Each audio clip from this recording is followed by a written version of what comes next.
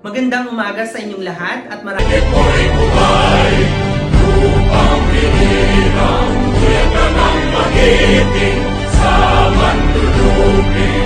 Di ka pasisigil sa nagagang tunog sa simoy at sa langit kong pagaw. Ay hinagang tumatawid sa pagkayang minamahal. Ang isang ng matawag ko'y tagumpay na nagtitindig. Ang bituin at araw niya kailan pa may di magtitindig. Lumanang araw ng walang pagsikta, buhay langit sa piling mo. Ang hinigaya na pagkay mga akin, at mamatay ng dahil sa'yo. Tara.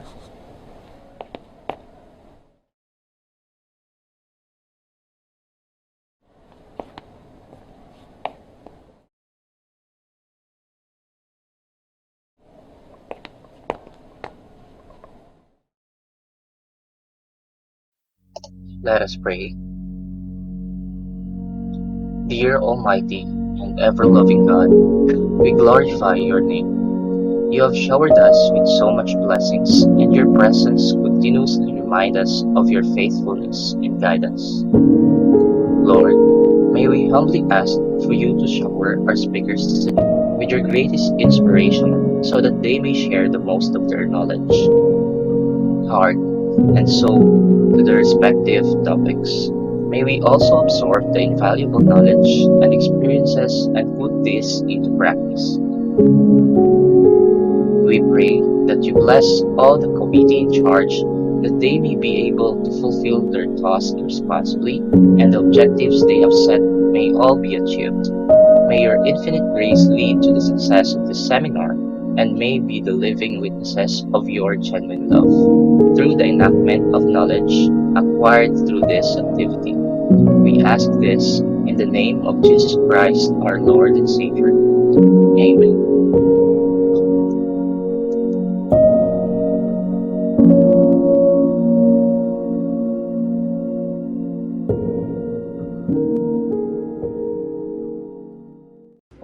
Thank you so much once again ang ating attendance link for today.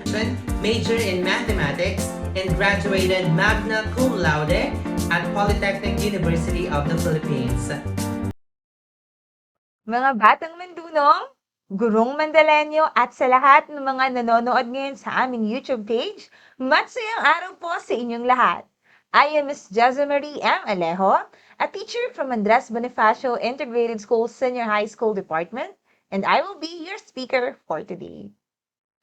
Para ngayong araw po, I will introduce to you an online site wherein we can create animated videos and explainer videos that we can use for our video lessons. So here is my slide, creating animated presentations and explainer videos using Powtoon. So if others are not yet familiar with the site, here is the site, the Powtoon. Okay, so kung hindi niyo pa po kayo pamilyar, ano ba yung Powtoon na yan? Parang ngayon ko lang yan narinig, or siguro kung yung iba po sa inyo ay napakinggan na ito or nagamit na. So Powtoon is a British company which sells it all about. Let me share first an example video or an example animated video that is created in Powtoon. So let me just share my screen and let us watch this sample video. Before we start now, this sample video is the video that we've used in our school during the presentation of the BELCP. Tulad ng nabanggit kanina, walang magaganap na face-to-face learning kaya't gagamit ng iba't ibang paraan sa pagtuturo upang may sakatuparan ang pagbubukas ng klase sa darating na 5 ng Oktubre. Okay, so that's the first video. Here's another example. Matapos sagutan ng modules at activity sheets, mangyaring makipag-ugnayan sa advisor at subject teachers ng mga batang Andres.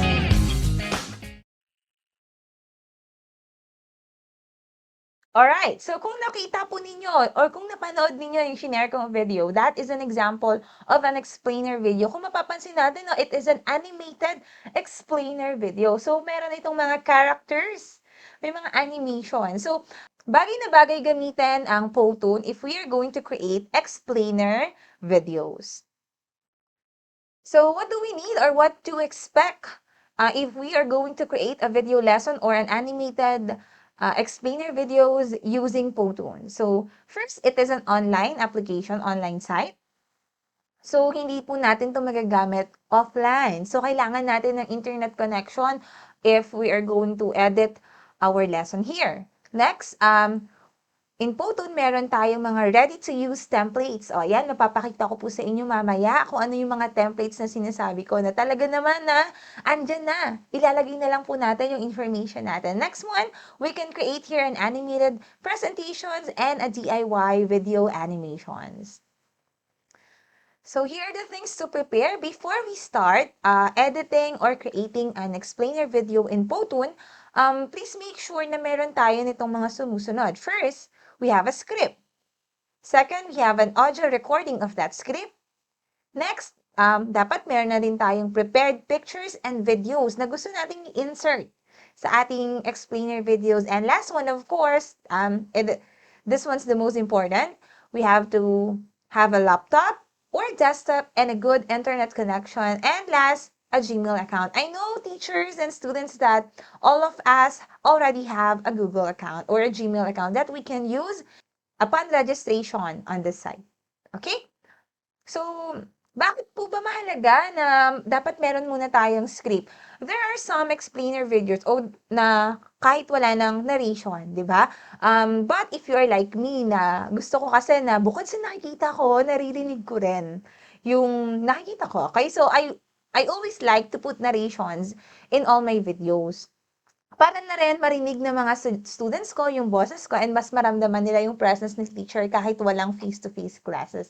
So on this one, I prepared the script that I've used in our video lessons in BIP program. So here is a sample script kung saan gagawa natin ng introduction, no? Let me read the script. Good day, everyone. I am Teacher Jaza, your math buddy. I will be your teacher in general mathematics and practical research too. I am so excited to meet you and have you in my class this school year. We are going to have a fabulous school year full of fun and learning. Don't forget to tune in to the next video lessons of our class. If you have questions, feel free to send a message to your teacher. Once again, I'm Teacher Jessa saying, matsayang mag-aral, tayo nang matuto. So, kung mapapansin po ninyo sa script, this is just an introduction video, di ba? Bagay na bagay po itong gamitin, lalo na malapit na ang first day of classes. So, if we want our students to know us better, to know their teacher, di ba? Masyadong extra si teacher, so gumawa si teacher ng explainer, ng animated explainer video to introduce herself or himself. So, ayan. So, meron na akong script ng aking introduction and I already have an audio recording. So now, let us go to the online site Powtoon and let's start making an animated explainer video. Okay, so let's go to Google Chrome or for any browser that you prefer and let us go to let us type powtoon.com. That's powtoon.com. Okay, so once na na-type po ninyo yan, makakarating kayo dito sa homepage ng Powtoon. So, of course, since we are a first-time user, we want to sign up so that we can create an account. So, upon signing up, we can sign up using our Google account. For me, kasi mas mabilis to. And I'll just select yung Gmail account na gagamitin ko dito sa site na to. Ayan. So, let us wait for it to load. And, ayan na. Welcome home, Ma'am Jing. Let's begin with a few simple steps to personalize your experience. So, let's answer lang this, no? So, I want to make, I am a teacher and a K-12. Alright. So, ayan. So, nakapag-create na tayo ng bagong account. Ang kagandahan dito, since this is a new account, bagong gawa, meron tayong free gift na, 4 days premium account. Okay. So, ibig sabihin po ba, Ma'am Jessa, magagamit lamang natin ang Powtoon if we have a premium account? No. Pwede pa rin natin gamitin itong Powtoon kahit na mag-expire yung 4 days free premium account. Ang ibig sabihin lang nun is there are some templates, there are some characters and mga props na pang pro account. So, kahit naman may mga, kahit limited, kahit may mga limitation siya, magagamit pa rin natin. We can still create an animated explainer videos using this website. So, first, let us explore the site, no? So, we have here the create button if we want to create from scratch. Okay? Ayan, nakikita natin na gift expires in 3 days, 23 hours kasi it's 4 days free premium account. Alright, so let's see. Let's go to the templates para mapakita ko sa inyo yung free templates. Ayan. So kung mapapansin niyo, if we scroll it down, sobrang daming templates na pwede nating pagpilian. Ayan, we can have here an explainer videos, meet John the explainer, project kick-off, right? So, meron din ditong mga themes ng templates, no? If we are looking for a specific template, we have here remote and office. Let's see the featured templates. Ayan. So, we have remote and office. Ayan. Remote learning. Scroll natin. Sobrang dami. We have here digital change management, learning development, knowledge sharing. Ayan. So, ayun na, sobrang hanap na lang tayo, no, ng related sa ating video. So, let's see. Tingnan natin kung meron bang bagay dito templates dun sa ating script dun sa gagawin natin na introductory video para sa ating mga students. Let's see. Okay, so, let's try to type introduction. Siguro, so, nag-search ako sa search button ng introduction since I'm going to create an introductory video. So, scroll lang tayo dito hanggang makahanap tayo ng gusto nating template. So, panoorin natin tong school syllabus.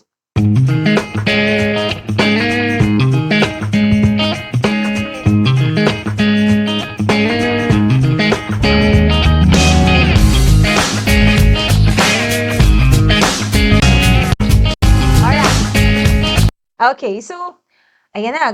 Ito yung gusto nating gamiting template. We will just click edit this template. So, ayan. So, mapupunta na tayo dito sa kanyang studio. Okay, so while waiting for this studio to load, alright, so let's start creating. Like what I said a while ago na we need an internet connection, a good internet connection for the Photon to load, no? No, so it depends, no, yung kung gaano kabilis matapos mag-load yung Photon natin. It depends on our internet connection. So the first thing that we have to do first, we need to explore, no? Explore muna natin yung studio page. So we have here the Photon, we have here the slides. Ayan, yung mga i-edit natin mamaya. Okay, we have here the title. We can edit, we can rename it. Lagay na lang natin na teacher introduction. Teachers. Okay, so let's just type that teachers introduction. Ayan, para okay na siya. Okay, on the right side of our screen, we have here the update button. We have here the present. So, pwede rin tayo mag-present no, using Photon. We have here the preview, share, and export button. Next here, we have here a look or the scenes.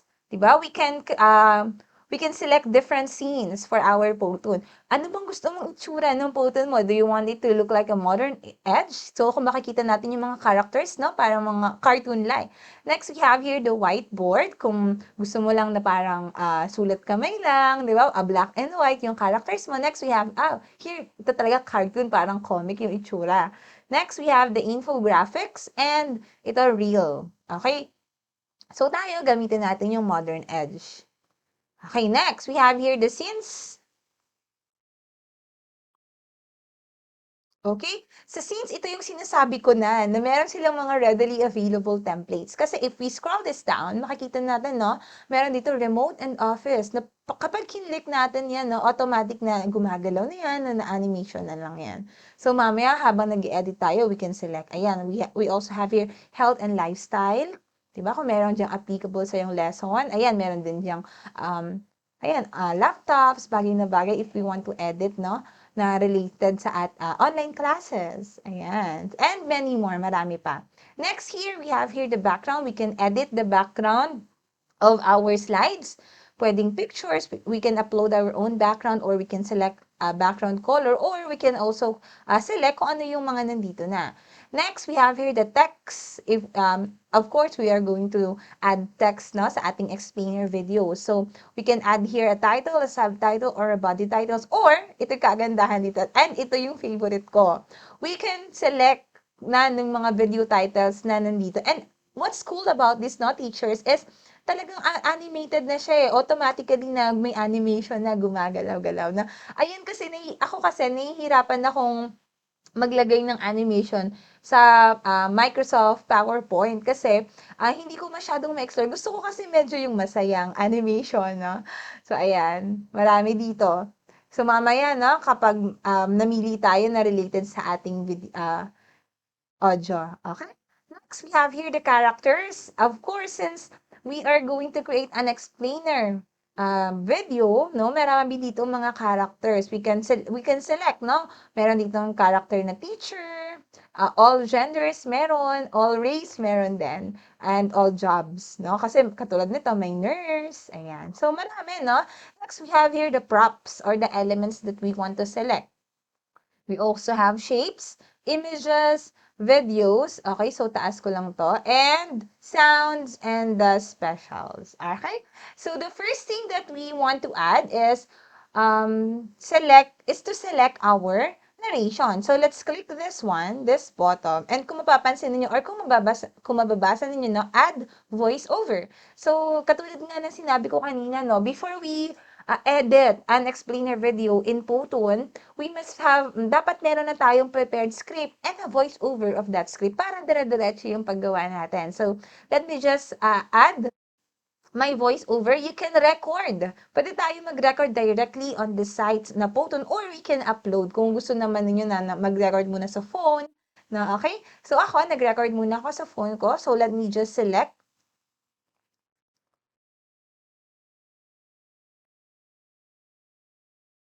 Okay. So, kapag nag-add na tayo ng voiceover, lalabas to. Would you like to add the sound to the entire Photon or just the slide? So, we want to select the entire Photon para dire-diretso yung pag-edit natin. And that as, pakinggan natin, ito yung record natin. And automatically, no, meron na siyang background music. So, papahinaan na natin kaagad. And let's see, no, kung bagay yung record natin and the background music. So, let's play it together. Good day, everyone! I am Teacher Jezza, your math buddy. I will be your teacher in General Mathematics and Practical Research too. I am so excited to meet. Okay, so napakinggan naman natin na okay na kasi nababaan ko na siya. What if, Ma'am Jessa, hindi ko gusto yung background music? Pwede ko bang palitan? Yes po. We can, sa tabi po ng button, no, meron dito swap. Okay? So, dadalhin po nito tayo dito sa free sounds. Diba kung mapapansin natin, free sounds. So, we can use this. We can select different background music. Depende po kung anong gusto nyo. Meron din dito mga themes like, gusto nyo ba happy yung background? Unicorn, chill, dramatic, holidays, or motivational. So, scroll lang natin, marami tayong makikitang free sounds. Pero for me, okay na yung background music na nandito, so hindi ko na siya babaguhin. So, let's start. Let us edit or let us now create our teacher's introduction. Good day, everyone! I am Teacher Jezza, math buddy. I will. Okay, so kung mapapansin natin, no, per slide kasi may sound. So, medyo nabitin or naputol kasi hanggang math. Tapos yung body, nagdiretso na siya ng next slide. So, ang gagawin ko, I will click the plus button here para mag-add siya ng 1 second sa slide na to. And kapag pinakinggan natin siya ulit, Good day, everyone! I am Teacher Jezza, your math buddy. I will. okay. So, kung mapapansin niyo, no, sumakto na siya. So, since sumakto na siya, i-edit na lang natin. Good day, everyone. Good day, everyone! I am Teacher Jezza. Okay, so let's type, no? Good day.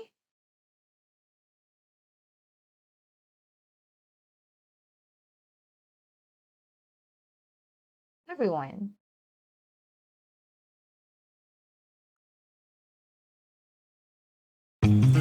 Good day, everyone! I am Teacher Jezza, your math buddy. Okay, so lagay ko na lang dito na I am a teacher, Jezza. So, katulad nito na masyadong malaki yung text doon sa nakalagay na sa template, we can edit here. Lalabas naman na dito, we can select. Halimbawa, hindi natin gusto yung font style. We can select different font style kung ano yung trip natin gamitin. And we also can adjust the size here. So, dito, no, papalitan lang natin. Ayan, I am Teacher Jaza. Ayan. Or we can have it bold, italics, or underline. Okay, so ayoko naka-underline. Okay na yan. Okay, so we can also change the colors, the opacity, the effect, paano siya papasok. Okay? Okay. So let's put it back. Good day, everyone! I am Teacher Jezza, your math buddy. Okay. So kung mapapansin ninyo na, okay no, kapag nag-select tayo ng isang element dito, kung mapapansin ninyo na makikita natin na hanggang dito lang siya sa 5 second and after the 5 second, nawawala na sila. Gusto ko kasi hanggang 6 second, nakikita pa rin nila yung sinulat ko or yung nilagay ko. So, anong gagawin ko? I'll just drag this hanggang sa dulo. Okay? So, ganun lang. Ayan, katulad nito, drag lang natin hanggang dulo. Okay, next. Kung mapapansin natin, meron na siyang character agad. So, kung gusto or kung okay na sa inyo na gamitin yung character na to, pwede itong as is na lang. Pero, what if meron tayong prepared video lesson na gusto natin, video lesson, meron tayong prepared video na gusto natin yun yung ilagay natin. Kasi, since we are making an introductory video, why not, lagay na rin natin yung picture natin or yung video natin para naman makita ng students na, natin, no, na, ito pala itsura ng teacher. So, we can select here the swap. Okay. So, kapag nag-swap siya, pwedeng mamili siya ng characters. Or, we can just, lagay lang natin dito, no? Remove. Madali lang, delete lang natin, backspace. And let us go to videos. And let us upload a video. Let us, we can record. Again, we can record directly in the site, Photon, or we can upload our video. So, dito, meron na ako na-prepare na video na ilalagay ko na lang dyan. So the video you're about to add will extend the current slide length from 6 to 7. Would you like to increase the slide length or trim your video? So ako, gusto ko, sakto lang siya sa slide na to. So I'll trim the video. So automatically, di ba? Nag-trim na siya by itself. Hindi ka na mahihirapan. Okay, so let's adjust here and put our video. Okay, and again, ang kagandahan dito, no, we can watch as we edit. Pwede nating balikan, tapos panoorin natin kamusta na yung anong itsura, anong magiging itsura ng video natin. Good day, everyone! I am Teacher Jezza, your math buddy. Okay. So, ayan. I am Teacher Jezza, your math buddy. Good day, everyone! I am Teacher Jezza, your math buddy. Okay, kung mapapansin natin na medyo hindi basa yung Teacher Jezza kasi binold ko ata. So, ayan, Teacher Jezza. I will be your teacher in... Nako, balikan ko lang. Kasi kung mapapansin natin, pagdating ng 6 seconds, nawala yung violet. So, let's create the background. Asan na yung background? Let's create that. So, hanggang ano naman siya. How about this one? Okay.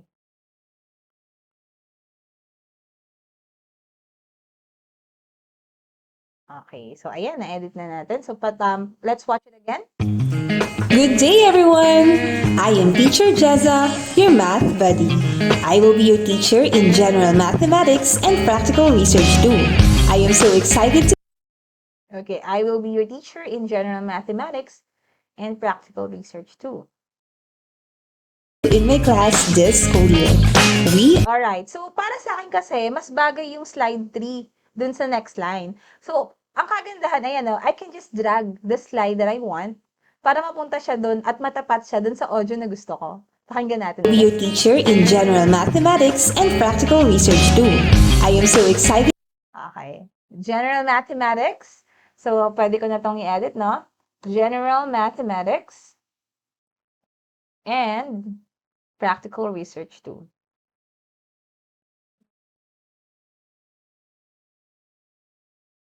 Okay, so tingnan natin, no, kung I'll saan be your second. teacher in general mathematics and practical research too. I am Okay, so practical research 2, nag-end siya ng 4 seconds. So, sobra yung slide na to. Pwede nating, ayan, reduce 1 second hanggang sumakto siya sa 4 seconds. Okay? So, ang next na naman natin gagawin is, i-adjust natin yung text na dapat nakatama siya or tugma siya doon sa narration natin. be your teacher in general mathematics Okay, so general mathematics. and practical research too. Okay, so let's see. Let's watch it. Let's watch the slide 2. I'll be your teacher in general mathematics and practical research too. I am so excited to meet you and have you in my class this school year. We are going to So, this school year, hanggang 5 seconds. So, again, bawasan lang natin, no?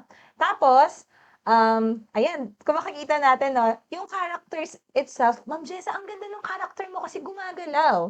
Ang maganda sa Photon kasi, we can swap their poses. Hindi ko pala nasabi kanina, no? So, ayan, if we want yung teacher na nagwe-wave, magwe-wave siya. Let's see kung magwe-wave. get to meet you and have you. Nag-wave siya. Or, sorry, mali ako ng pindot. Or, gusto natin, no, let's explore the different poses this teacher can do. Okay, meron din siyang, ayan, so medyo naglo-load siya. Meron din siyang happy pose. Paano yung happy pose, teacher? Ayan, happy pose. How about sad? So, ang galing, no? Talagang todo emote siya. Meron din tong, ayan. Oh, galit na galit. We also have the scared. Okay, laughing.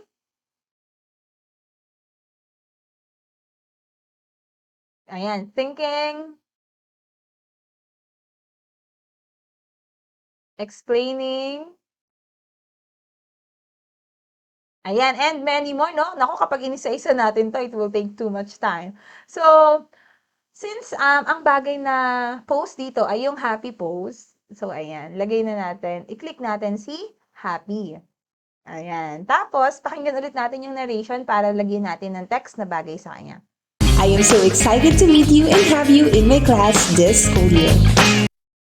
Okay, so sabi ng teacher, I am so excited to see you and have you in my class this school year. So type natin yun, no? I am so excited to see you. So let's just adjust the text. And have you in my class this school year. Okay, so let's see kung tama. I am so excited to meet you and have you in my class this school year. I am so excited to meet you pala, no? So, pwede naman natin i-edit to meet you and have you in my class. We are going to have a fabulous school year full of fun and learning. Don't forget to tune in to the next.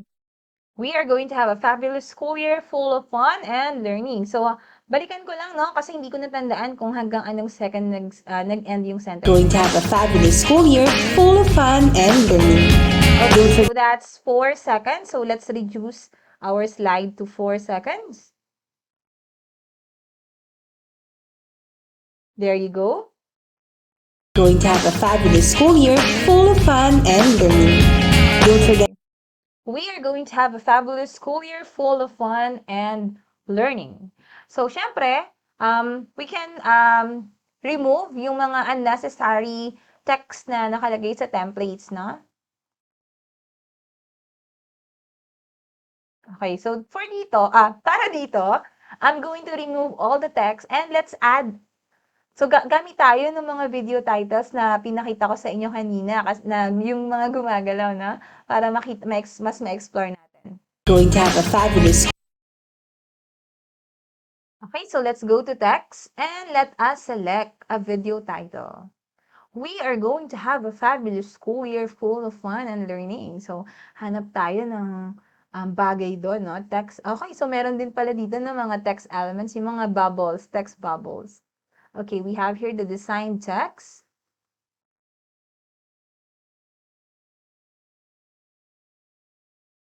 Okay, so for dito, para dito,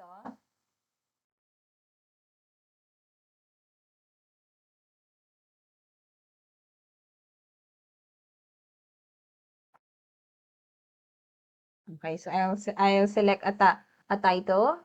So, adjust ko lang. So, tapos, edit natin. So, we are going to have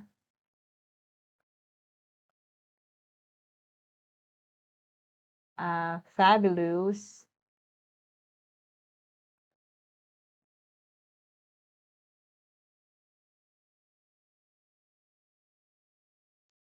So, ayun, ni-remove ko na siya kasi I am planning to use other text effects. We are going to have, ayan. So, ang laki, no? So, let's try to adjust the text.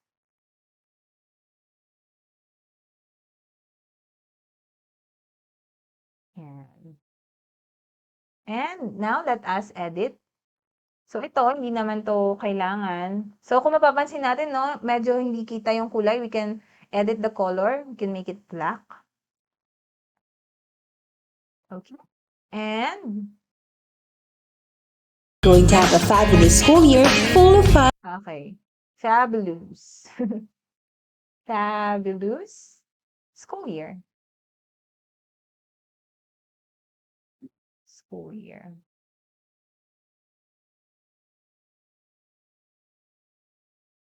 Nasaan na si school year? Sorry na, medyo nagkapatong-patong na. So, ulitin lang natin. Let's adjust the text para sumakto. Ayan. Fabulous school year. Next.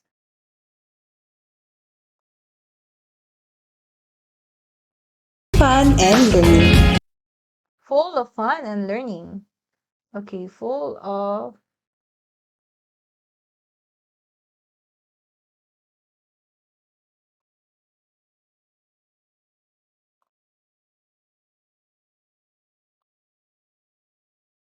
Okay, so dito, ayan, meron na siya, no?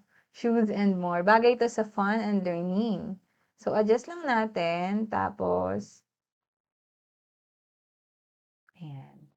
Tapos, let's edit the text. Fun and learning. Ayan. Tapos, yung word na full of, let's just add here a subtitle. Na full of. Full of. Alright, so, let's just adjust the text and let's see kung ano yung na-edit natin sa slide. Going to have a fabulous school year full of fun and learning. Don't forget to tune in to the next video lesson of our class. If you have questions, feel free to send a message to your teacher. Once again, I am Teacher Jessa. Okay, so, to your teacher. To send a message to your teacher.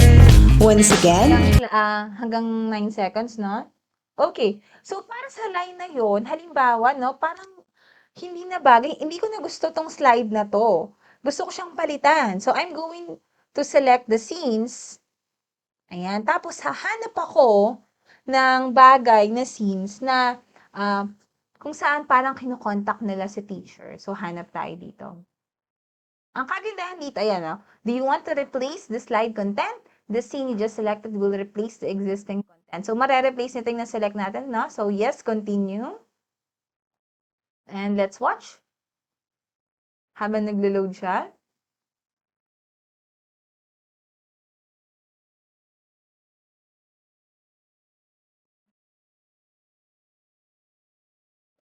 don't forget to tune in to the next video lesson of our class. Okay, If you don't forget to tune into the next video lessons of our class pala, no? So, I want to select a blank slide here and i-adjust, ilagay natin siya dun sa slide 5 kasi nasa slide 5 pa lang tayo. Don't forget to tune into the next video lesson of our class. So, let us select a slide na bagay doon, no? Don't forget to tune in to the next video lessons of our class. So, how about this one? Is it about sa class? Tingnan natin, no? Namili na lang talaga tayo ng mga readily available na scenes. Ayan. So, let's adjust the scene to 4 seconds and let's rewatch it. Don't forget to tune in to the next video lesson of our class. If you Okay. Don't forget to tune in to the next video lesson of our class. So, kung mapapansin ninyo, naging lalaki yung character dito. Pwede naman nating i-remove. So, select natin, no? Kasi kanina, para consistent na babae yung gamitan nating character. Let's unlock. Nakalock siya. So, let's remove this one. And balik tayo sa slide 4. Tapos, copy natin na yung existing character natin. And let us paste it here. Lagay lang natin. Paste the character. Ayan.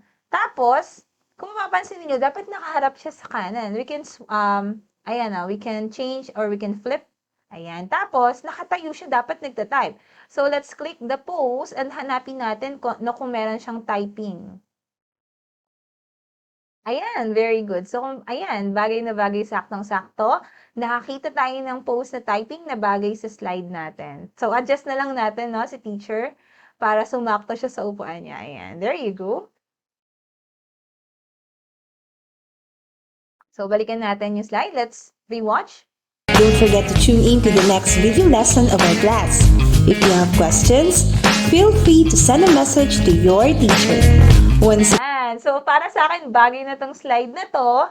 Kaya lang, ito, may eroplano sa background, no? Pwede natin tanggalin. And itong escalator, tanggalin rin natin. Tapos, ayan, di ba, mukha na siyang hallway ng school. Tapos, hanggang 5 seconds lang siya. Let's reduce this slide to 5 seconds. And let's rewatch kung sakto na siya ulit. questions, feel free to send a message to your teacher. Ayan. So, hanggang 4 seconds lang pala, na? Next one, I believe we have the last sentence on our script. Once again, I am Teacher Jessa saying, Math sayang mag-aral, tayo ng math tuto. Alright. So, kung mapapansin natin, meron tayong mga extra slides dito na kahit hindi na natin gagamitin. We can remove or we can delete yung mga hindi na natin kailangan na templates. No? So, dito, since sumobra ako ng 3 slide, I'm just going to delete that. Okay. Tapos, ito na yung last slide, no? Pakinggan natin ulit para may edit natin. Once again, I am Teacher Jessa saying, Math sayang mag-aral. Okay, so that's the line, no, na ginamit namin sa BIP Math. Math sa'yo mag-aral, tayo ng matuto. So, let's add, no? Kasi medyo kinulang or na-cut yung narration natin. So, let's add a few seconds para sumakto siya. Again, let's rewatch. Once again, I am Teacher Jessa saying, Math sayang mag-aral. Okay, so edit na lang natin, no? Or, pakinggan natin. Tayo ng math tuto. Bye! So, kulang pa din. Let's add 2 more seconds. So, dito, gusto kong i-present yung picture ko na ayoko na ng character. So, I can just remove or delete or backspace that one. Click backspace and let's add image. Or let's upload.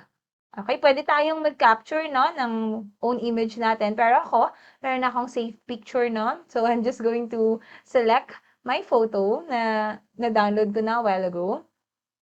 Ayan. So, kapag na-upload na siya, again, we are making a teacher introduction, no?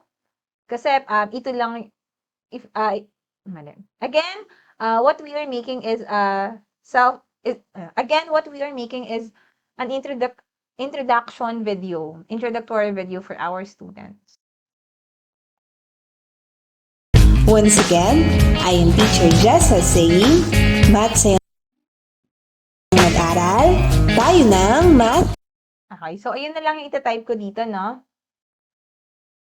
Math sayang mag-aral.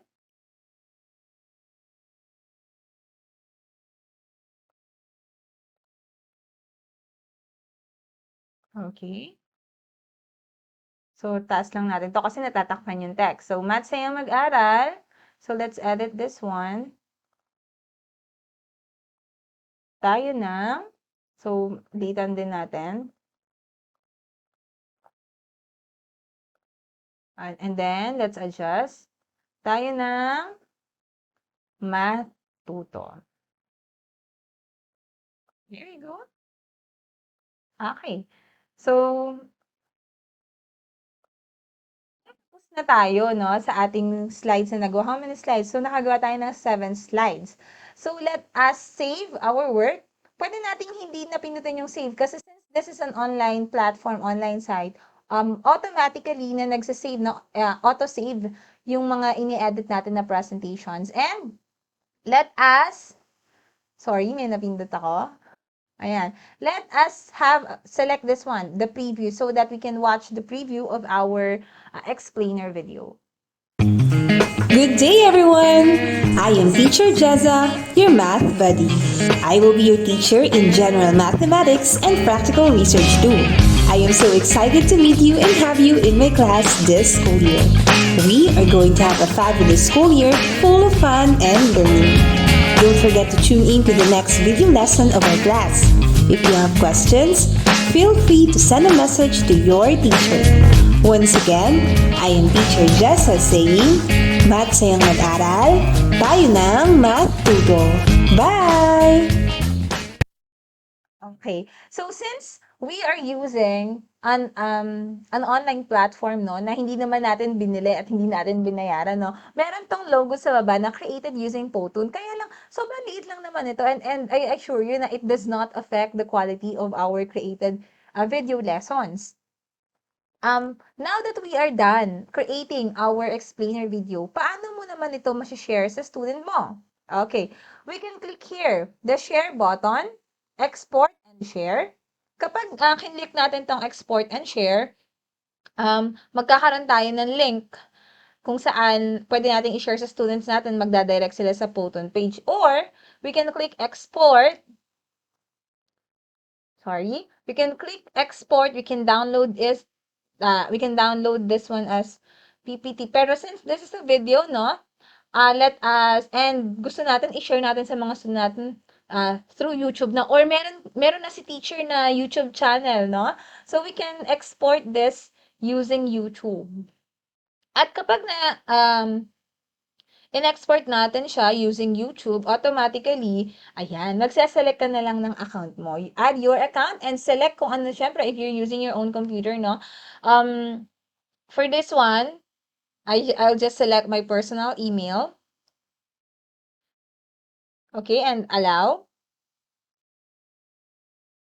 Ayan. Tapos, let's just click the next button.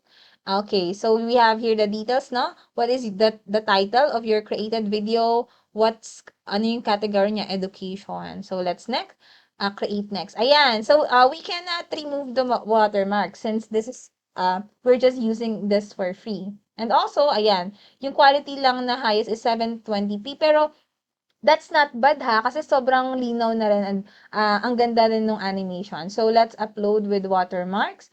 Ayan. Tapos, habang naglo-load siya, ayan, nag-e-export na yan sa YouTube. Basahin natin. Congratulations! Your Powtoon has been published successfully. We will notify you by email as soon as the export to YouTube is complete.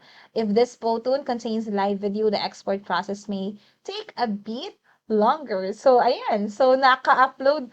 Tapos na siya. Exported na. Meron na tayong teacher's introduction that we can send to our students. So, kung once na okay na siya, nasa YouTube na, we can just send no, the YouTube link directly to our students, to our Messenger classroom, or pwede natin tong i-add link sa ating mga Google Classroom. Ayan, bumalik po tayo sa slide natin. So, kung mapapansin po ninyo, na yung inedit po natin na explainer video sa Powtoon is a teacher introduction. Pwede rin po natin gamitin ito sa mga explainer videos like this one. Basahin ko lang po yung script, no? Mahalaga ang kooperasyon ng bawat isa upang mawakasan na ang paglaganap ng COVID-19. Bagay na bagay po ito. Lalo na, no, sobrang haba nung text, tas gusto natin, nagawa natin siya ng explainer video. We can use Powtoon. Pero, for the sake po, no, na since limited lang yung time natin, na inedit ko na po itong script na to before, and let us watch po kung ano yung naging kinalabasan ng video natin. So, I'll just share my screen again. So, we are going to watch an explainer video nung pinakita ko po sa inyong script kanina. And this is created using Photoon. So, let's watch it po. Mahalaga ang kooperasyon ng bawat isa upang mawakasan na paglaganap ng COVID-19 sa ating bansa. Malaki ang maiaambag natin mga kabataan sa labang ito. Una, manatili tayo sa ating tahanan hanggat maaari. Ito ang pinakasimple at pinaka-epektibong pamamaraan para hindi kumalat ang virus. Kaya natin iwasan ang patuloy na pagkalat ng COVID-19 kung iisipin natin ang kapakanan ng iba. Ikalawa, kung kailangan lumabas ng bahay, sundin ang social distancing, panatilihin ang 1 metrong layo o higit pa mula sa ibang tao. Ikatatlo, maging malinis sa katawan at kapaligiran. Parati maghugas ng kamay gamit ang sabon at tubig at disinfect ang mga bagay na madalas hawakan. Gawin natin ang mga maliliit na sakripisyong ito para sa buhay ng kapwa natin Pilipino. Tulong-tulong tayo! Let's beat COVID-19 together! So, kung mapapansin po natin, no, iba yung boses nung nasa Photon video na pinlay ko. Actually po, that is the voice of my cousin. They have a performance task wherein they have to create a video, an explainer video about COVID-19. So, bagay na bagay to, no? Hindi lang pala teachers yung pwedeng gumamit ito, pwede rin pati mga students natin.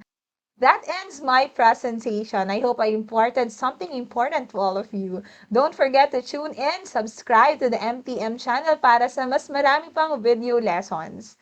Thank you all and God bless. Maraming salamat sa Institute of Science and Technology. Ladies and gentlemen, let us all welcome Mrs. Mary Rose E. Villanda. A pleasant day, everyone! I am Mrs. Mary Rose E. Villanda, a grade 1 teacher from Pleasant Hills Elementary School. Today, we are going to talk about using Math Plus resources of Ateneo de Manila University and using PowerPoint presentation animation to facilitate games in teaching mathematics. The objective of this discussion is to know how to use these games and also to create our own games in facilitating our lessons in mathematics. First, let us know our learners. Let us know their characteristics. Our learners, specifically the elementary students, are usually active. They have short attention span and they actually love playing games. That is the main reason why we really need to incorporate games in our lessons. I think this is not only applicable to our young learners, but adult learners will also enjoy having games in their lesson. We have to admit, even as teachers, we already had our webinar about Math Plus resources. Math Plus resources refers to mathematical applications and instructional materials that incorporate the advantages of technology in teaching and learning mathematics. The apps are designed to engage students through mathematical tasks and challenge them to investigate, make conjectures, and apply their reasoning. This website was made in partnership of Math Plus Resources, Censo Escuela Pilipinas, and Ateneo de Manila University. Math Plus Resources is very accessible. We just need to go to their website. That's www.mathplusresources.wordpress.com. And we can access lots of games and activities for our learners. I know you are all familiar with these games as this has been already presented to us by the Math Plus proponents. Later, we will try to make some math games of our own. But before that, let me just take you to a quick view of Math Plus resources applications. So from their website, you can choose the application that you would like your students to download on their smartphones, tablets, or laptops. If your lesson is about numbers and place value, then you may want to try the Quick Images game. The learning objectives, to visualize numbers from 1 to 20 and to master addition and subtraction basic facts in the range 1 to 20. Some dots are shown quickly. The user has to enter the number of dots. The dots are shown quickly. The purpose is to help children develop strategies aside than counting. The goal is to answer as many tasks as possible in the given time. You can also have the ordering game. The learning objectives of this game to compare numbers from 1 to 99 for grade 1 or from 1 to 999 for grade 2 to strengthen estimation skills and to promote strategic thinking.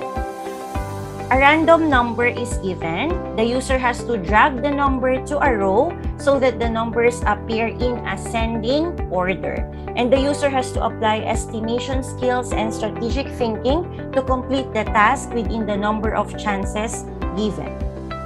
And you can see from this website a lot more games like Catch the Carrot, Grid Game, Frame Game, and Matching Game.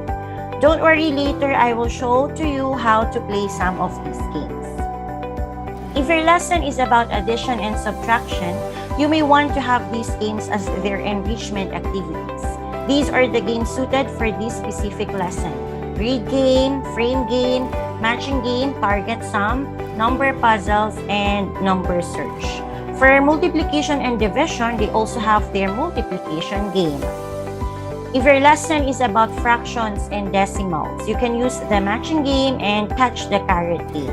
For geometry, you can have the Geo Match.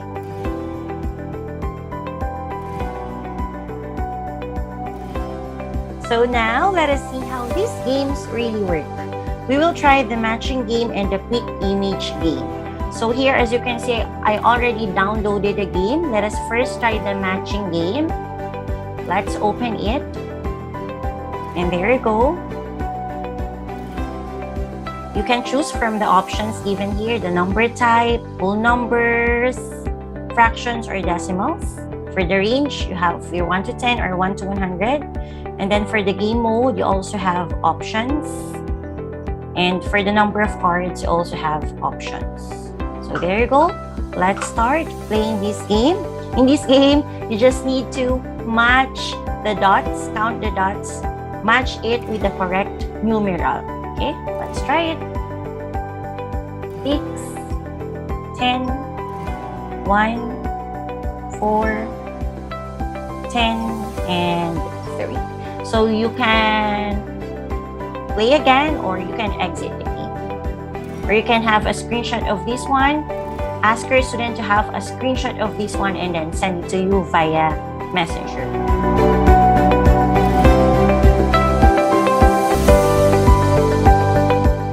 Now let us try the second game, the quick images game. On this game, your students just need to count the red dots and then press or click the correct number. So again, you have options for the number 1 to 5, 1 to 10, or 1 to 20. And then for the speed, you have slow, normal, or fast. Let's try 1 to 10 with the speed or slow. Let's play it. 6, 10, 1, 4, 10, 5, 2, 1, 4, 1, 9, 1, 2, 4, 8, 7, 5, 2, 5, 1, 5, 3, 1, how many? 3. Alright, okay. So here, you have the score and the mistakes. So again, you can ask your students to have a screenshot of this one and then send it to you again.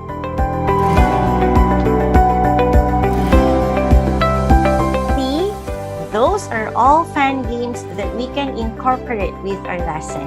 Our students will not just enjoy the game, but they will learn from the game. Now, let us proceed with the next part of my discussion. This time, we are going to make our own games.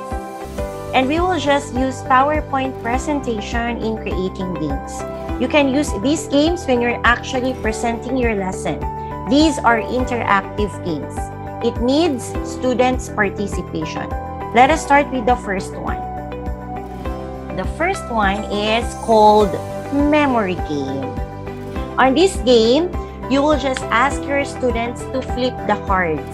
They must open matching cards. On this memory game, my lesson is about numbers. So I want my students to just match the numerals to its correct number words.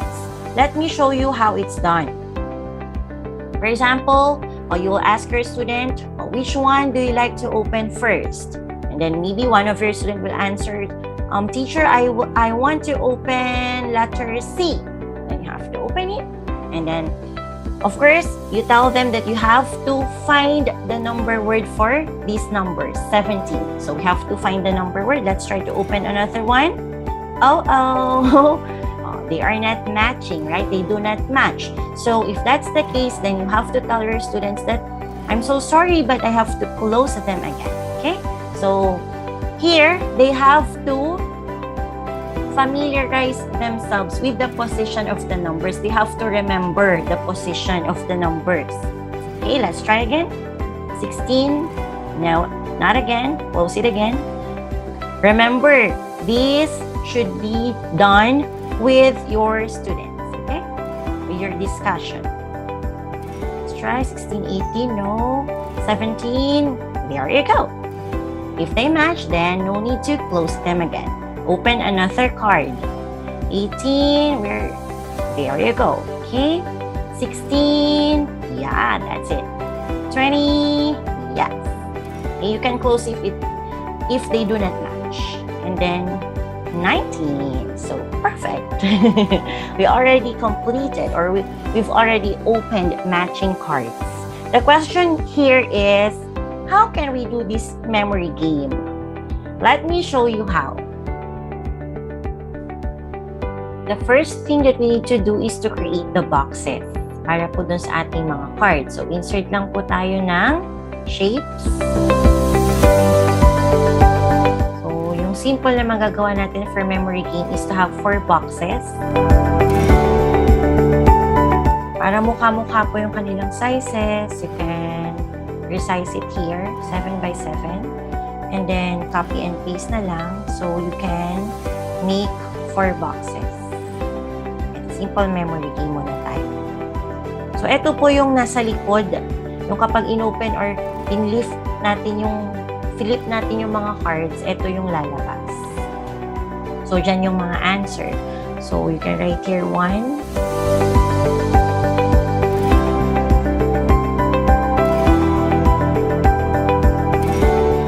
Example, I want yung kamatch niya, yung numeral niya nandito, 1.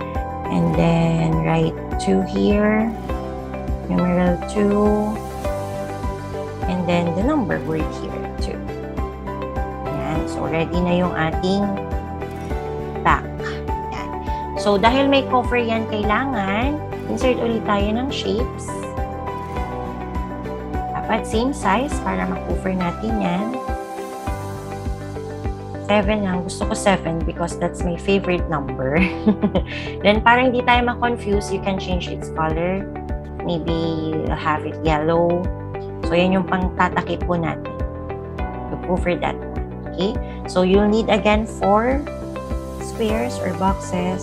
Copy and paste again. So, there you go. Meron na tayong mga pang-cover.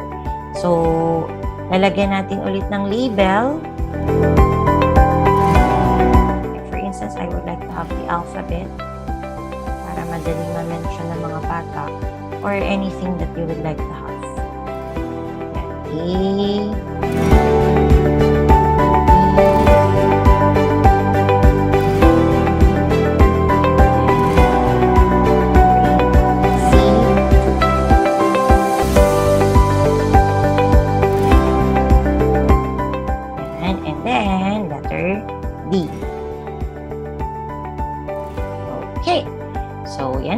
Meron na tayong pang-cover. Okay?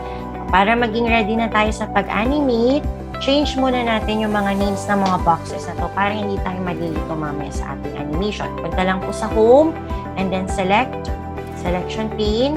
Ayan yung mga names. Para hindi malito, change natin. Pag click nyo yung box, mag-highlight yan dyan. So, meaning yun. So, pwede natin itong i-rename into front 1.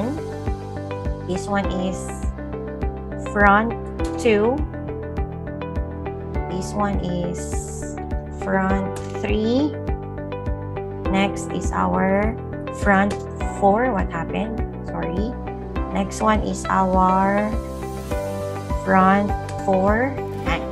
Okay na yung ating mga front. Sa back naman tayo. Here is our back 1. This one is our back number 2. Back number 3. And then finally, back number 4. And we are all set. We can now go to animation and then animation pane. So, dito natin makikita lahat ng gagamitin nating animation. First thing to do, dun muna tayo sa front. Laging front muna. Then, add animation, exit, disappear. Para pag-click natin, mawawala yung box na yan. Okay? So, do this one. The other one. Ito po muna yung mga yellow muna. Add animation and then exit, disappear. Letter C na yellow, disappear, and then with letter D, disappear again. And then, we have to use trigger. Ito po yung gagamitin natin kapag hindi sunod-sunod yung animation na gusto nating mangyari. Diba sa memory game, we can click on anything, kahit saan. So, kailangan mag-close and mag-open kahit hindi sunod-sunod yung ating pag-click. So, we can use this trigger button here. Okay? So, click ulit natin itong first yellow box and then trigger on click off front 1. Letter B, trigger on click off front 2. Letter C, trigger on click off front 3. And then letter D, trigger on click off front 4. And then after that, okay na tayo dyan. Balik tayo dito ulit sa first yellow box, yung front.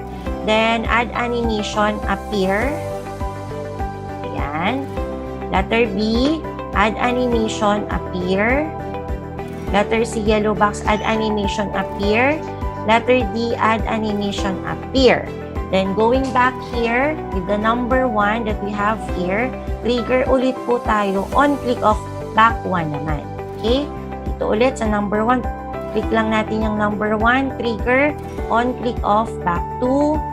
Dito ulit sa number 1, trigger on click off back 3. And then finally here, trigger on click off back 4. Okay? Now we can cover the boxes, cover the answers.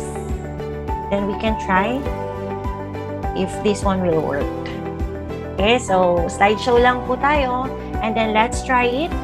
Anything that you would like to open, naka-trigger po yan kahit hindi letter A yung umpisahan natin. Letter D, okay. And then here, close it again. And then here, close it again. 1, no. 1, okay. And then 2. Alright, so ganun lang po ang paggawa para sa ating memory game. The second game is called Magic Show. And this is my favorite game. On this game, there is this element of surprise, wherein students will get excited as to what the question is or what is the hidden equation or hidden answer. Let me show you how it works.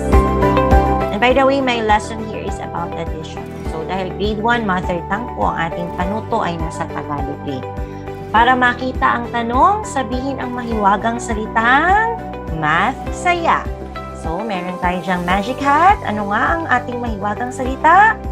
Siyempre, sasabihin ng mga bata, math saya! Tanan! So, ang tanong ay, 2 plus 3 equals? So, pag nagbigay na ng sagot ang mga bata, tingnan natin kung tama nga ang inyong sagot. 5. Very good. Okay, so again, the question here is, how can we do this magic show? Again, let me show you how. For this magic show, ang kailangan lang po nating i-prepare ay itong ating background. Masa-search natin yan sa Google. And then, of course, the magic hat and the magic wand. Yan. And then, of course, this one, yung smoke na lumalabas. Sinearch ko lang po yan sa Google. You can search it here. Ang sinearch ko lang po ay this one, Pink Smoke Clip Art GIF. Diba? Pag GIF yung gumagalaw. So, eto siya. Then, copy-paste lang ulit natin dito sa ating PowerPoint. Ayan. So, nandito na lahat ng kailangan natin, including etong ating text box, kung saan nandyan yung ating tanong. So, let's go now. Paano naman natin ito i-animate? So, this is much easier kesa dun sa memory game. First lang na ating gagawin ay to click on the smoke, and then add animation, and then fade. Okay? And then the next one, you click on your text box. For example, itong 2 plus 3. And then, add animation and transparent, float in. Okay? And then, ilalagay natin dito, kailangan ito, itong arrow na to, kailangan ito ay start after preview. Para sasabay siya dyan. Or after nitong smoke, yan na ang lalabas. Then, after that, yung smoke ulit, dahil kailangan nating tanggalin yung smoke at 2 plus 3 na lang ang makikita, click again dun sa smoke. And then, add animation. Exit na siya kasi papaalisin natin. And then, fade. And then again, click on this arrow and then start after previews. So, para isang click natin, magagawa na yung tatlong actions na yan. And then, lastly, yung ating answer here, dito sa magic hat natin, add animation lang again, and then float in and trans. Okay? So, after nun, pwede na nating i-arrange para yan. So, mako-cover kailangan yung ating question. Yan. And then, let's try it again. Slideshow. And then, tanan. And then, the answer is 5. Much easier. For our third game, this is called a Plan Tulong. So, dito naman, tutulungan natin ang isang kilalang character ng mga bata, si Mickey Mouse. Ayan. So, ayan si Mickey Mouse. Ang sabi niya lang, hello, ako si Mickey Mouse. Maaari mo ba akong tulungang umakyat ng hagdan upang makapunta ako sa aking bahay? So, dito gagamit tayo ng hagdan hanggang makaakyat si Mickey Mouse sa dulo ng hagdan at makapunta siya sa kanyang bahay. So, for every correct answer, aakyat si Mickey Mouse ng isang baitang. So, dito ang aking lesson ay tungkol sa fraction, kung saan kailangan lang tingnan ng mga mag-aaral ang figure na ibinigay at sabihin kung anong fraction ito. So, ito ay 1/2. Tama. At dahil tama ang iyong sagot, makakaakyat na si Mickey Mouse ng isang baitang. Tanan! Ayan. Okay. So, the question here, again, is how can we make this of Plan Tulong in PowerPoint? So, let me share to you again this one. Ayan. So, pinrepare ko lang dito po yung mga needed natin para sa ating animation. So, ito yung sagot.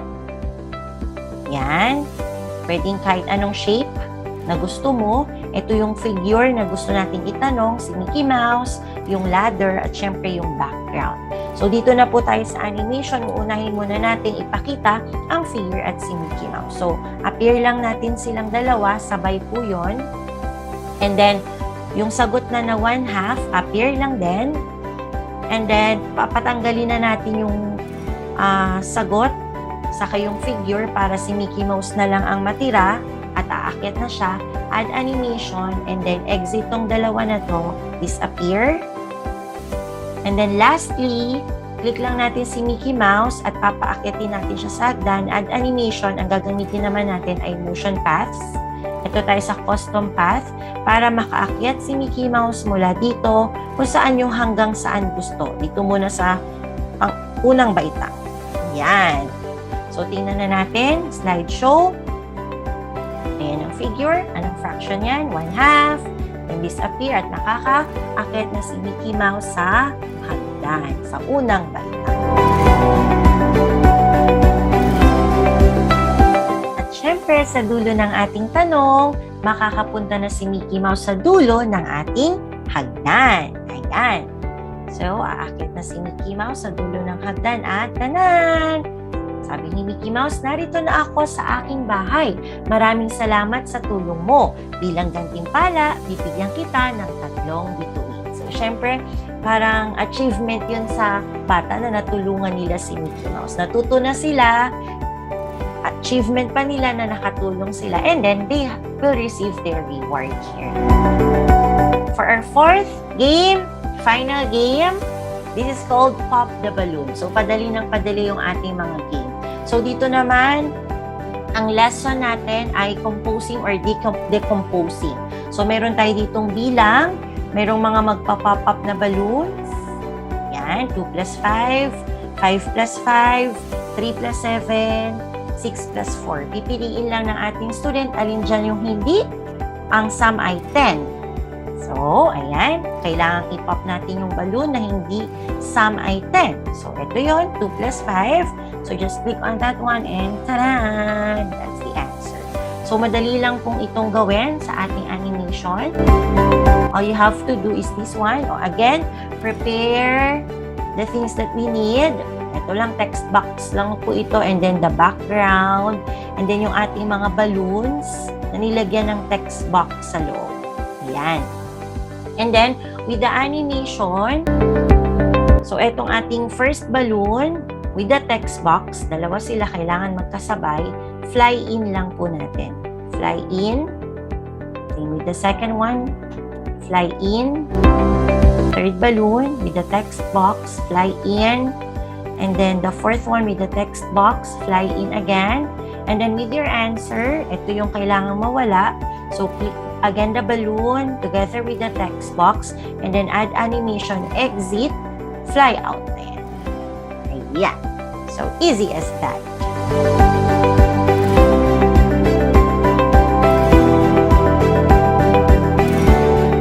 Another question would be, when are we going to use those games? Or when should we use those games? On what topics? So, yun lang bang pinresent mo kanina? Saka namin magagamit yung mga games na yon? Not really. Pwede natin gamitin numbers, addition, subtraction, multiplication, fractions, days of the week, months of the year, etc. Even in higher grades, they can use those games. Papalitan lang po yung content. And also, you can also use those games even in other subject areas, hindi lang sa math. Pero syempre, mas nakakatuwa yan kung gagamitin natin sa math kasi very exciting sa ating mga bata na mag-aral ng different math lessons using those interactive games. Remember, we can create a lot of games. I know that teachers are really creative. Use your creativity to be able to create new fun games for our students. Hindi lang po yan yung mga diniscuss po natin kanina ang pwede nating gawing games at gamitin sa ating lesson. Pwedeng gamitin itong tray na to in ordering the numbers. Diba? Pwede rin po tayong gumamit ng iba't iba pang mga vehicles or any other games that you can think of. Remember, having fun while teaching and learning is really important.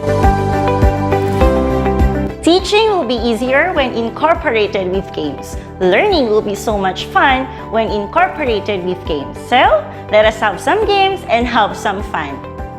Thank you for listening. I hope you've learned something today. Thank you and keep safe, everyone. Bye! Maraming salamat, Ma'am Mary Rose, for the very wonderful talk. And now for our next speaker. Our next speaker is a graduate of Rizal Technological University with a degree of Bachelor of Secondary Education, major in Mathematics. Previously an MTAP coach in Immaculate Conception Academy, she also served as a curriculum developer in Mathemagis, a Singaporean math tutorial center.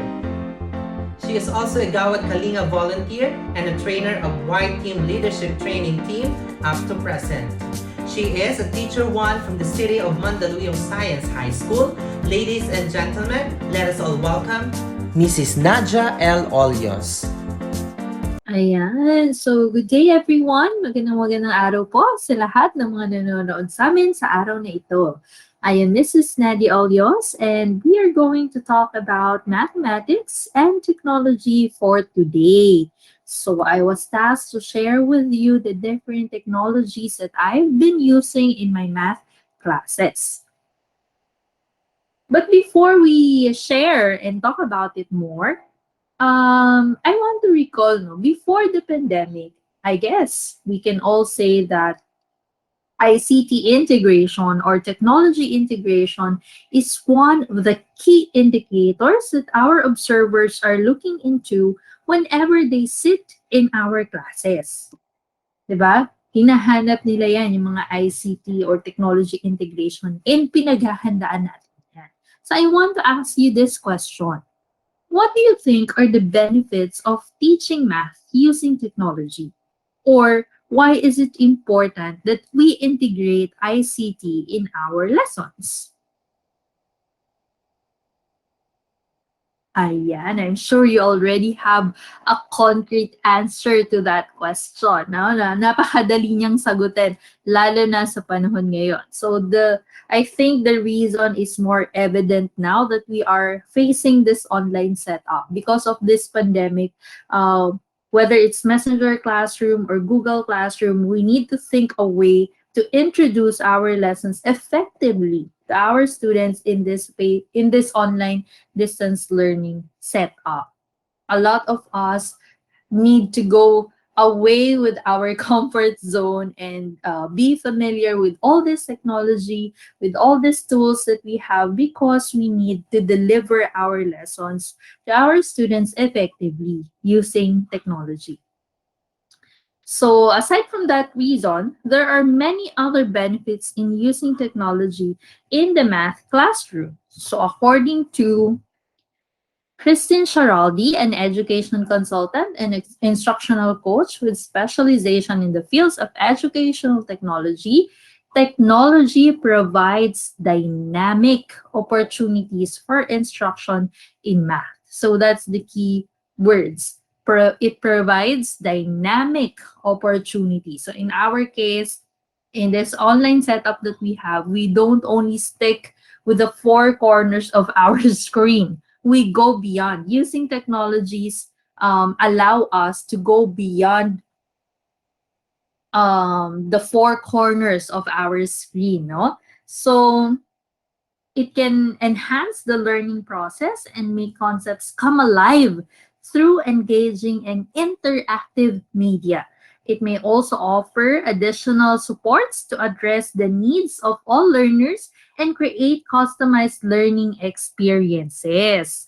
Okay, so nahahasa din no yung kanilang iba't ibang talento. Okay, lumalabas yung iba't ibang kakayanan ng mga bata using technology, lalo na yung generation ngayon, very high-tech talaga, no? So, using technologies will really allow them to magnify the skills that they have inside. So, here are some important ways that students can benefit when we incorporate technology with our math instruction. The first one is when we use multimedia. Okay, so the use of multimedia brings learning to life, definitely. Okay? So it can bring videos, animations, interesting movies, and other media into the learning process to help our students develop skills and understandings. Okay, so napapansin ko din ngayong panahon na to, no, online tayo, lalo na pag Messenger Classroom, kailangan ng supplements. So, nagkakaroon pa tayo ng mga video tutorials, gumagawa pa tayo ng mga short video clips, or sa YouTube, di ba? May mga vloggers din tayong kaibigan dito, yung mga vloggers nating teachers. Even TikTok, di ba? Ginagamit na rin siyang platform para ma-share or magkaroon ng additional information para ma-relay natin sa mga students natin. So, this multimedia really helps our students develop their skills and understandings in a more interesting manner. That's the that's the catch there, diba? In a more interesting manner, it really excites the students and motivate them, diba? It motivates our student to learn more about math. Na parang pagka nag-start ka with a video, hindi siya ganun ka-intimidating. Math itself is already intimidating, no? But if you have this multimedia tools in your classroom discussion, in your math classes, it becomes less intimidating. It becomes less scary, no? Parang, okay, so hindi pa ako masyadong nasistress mag-solve kasi it's still fun, di ba? I'm still engaged with the videos, with the animations, with the movie clips. So I want to share with you some multimedia resources that I've used so far, no? So this one is my favorite pagka ang lesson ay Cartesian coordinate system. Okay, so the concept of chess, okay, can be applied, is actually the application of Cartesian coordinate system, one of the applications of Cartesian coordinate system, right? But it's going to be, it's a different picture if you just show them a chessboard, okay? And if you show them a video clip, right? So magkakaroon na siya ng ng impact sa mga bata.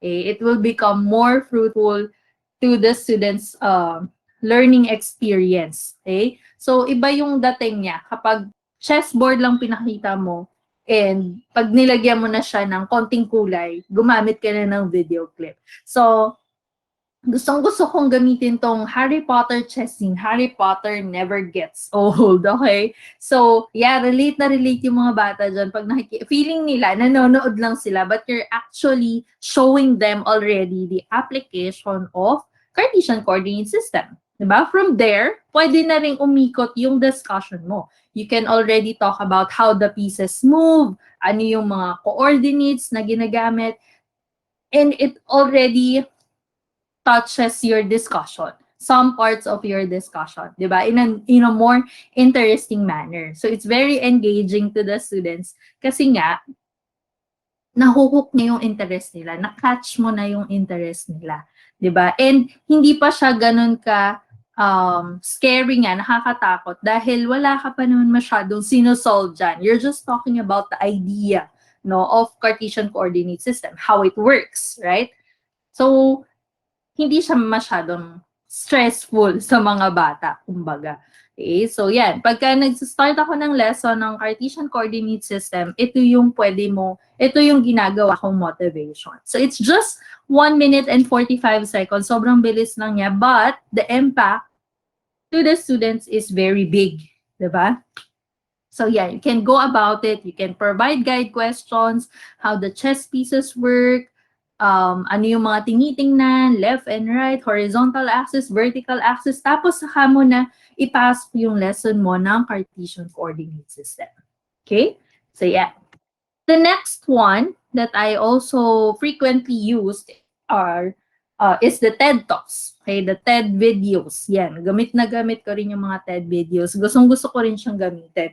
There are a lot of topics that you can search. Okay, so hindi lahat ng topics natin sa math meron sila, but most of the topics that we are discussing are there. Kailangan lang matyaga kang mag-search, okay, or yung mga keywords, yung mga topics, yung mga titles ng lesson, yun yung tsatsagain mong hanapin. Okay? So, mahahanap mo din naman siya. Let's try TED. Okay, so punta lang tayo saglit sa YouTube.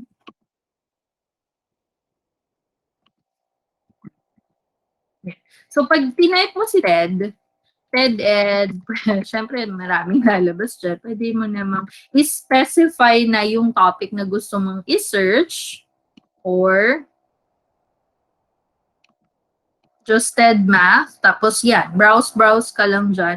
If you want to use a specific topic, so pwede mong hanapin yun kung meron sila, kung wala naman, you can just simply use a trivia. It doesn't have to be the lesson, the focus of the lesson itself, pero pwedeng short trivia lang. Yung kung nari gusto mo lang mag-break from a long and stressful computation, di ba? So gusto mo lang mag-pause for a while, gusto mo lang silang pahingahin muna, no? Yung mga utak nila, pahingahin muna sa pagsosolve. You can use math trivias, di ba? Para medyo lighten up naman yung mood. So, ayan, madami. You can have math anxiety. That's a very good one. Let's go to this one, the Pythagorean theorem. So, I'm not sure if there is a sound. Hopefully, meron.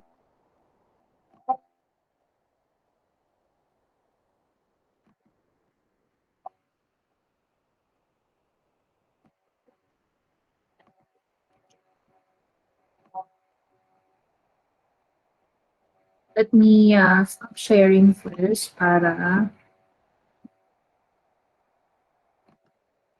ma-sure natin na i-sound siya. Sorry.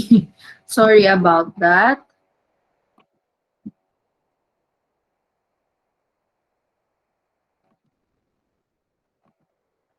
Para lang sure tayo na may sound ang ating video. It's wordy and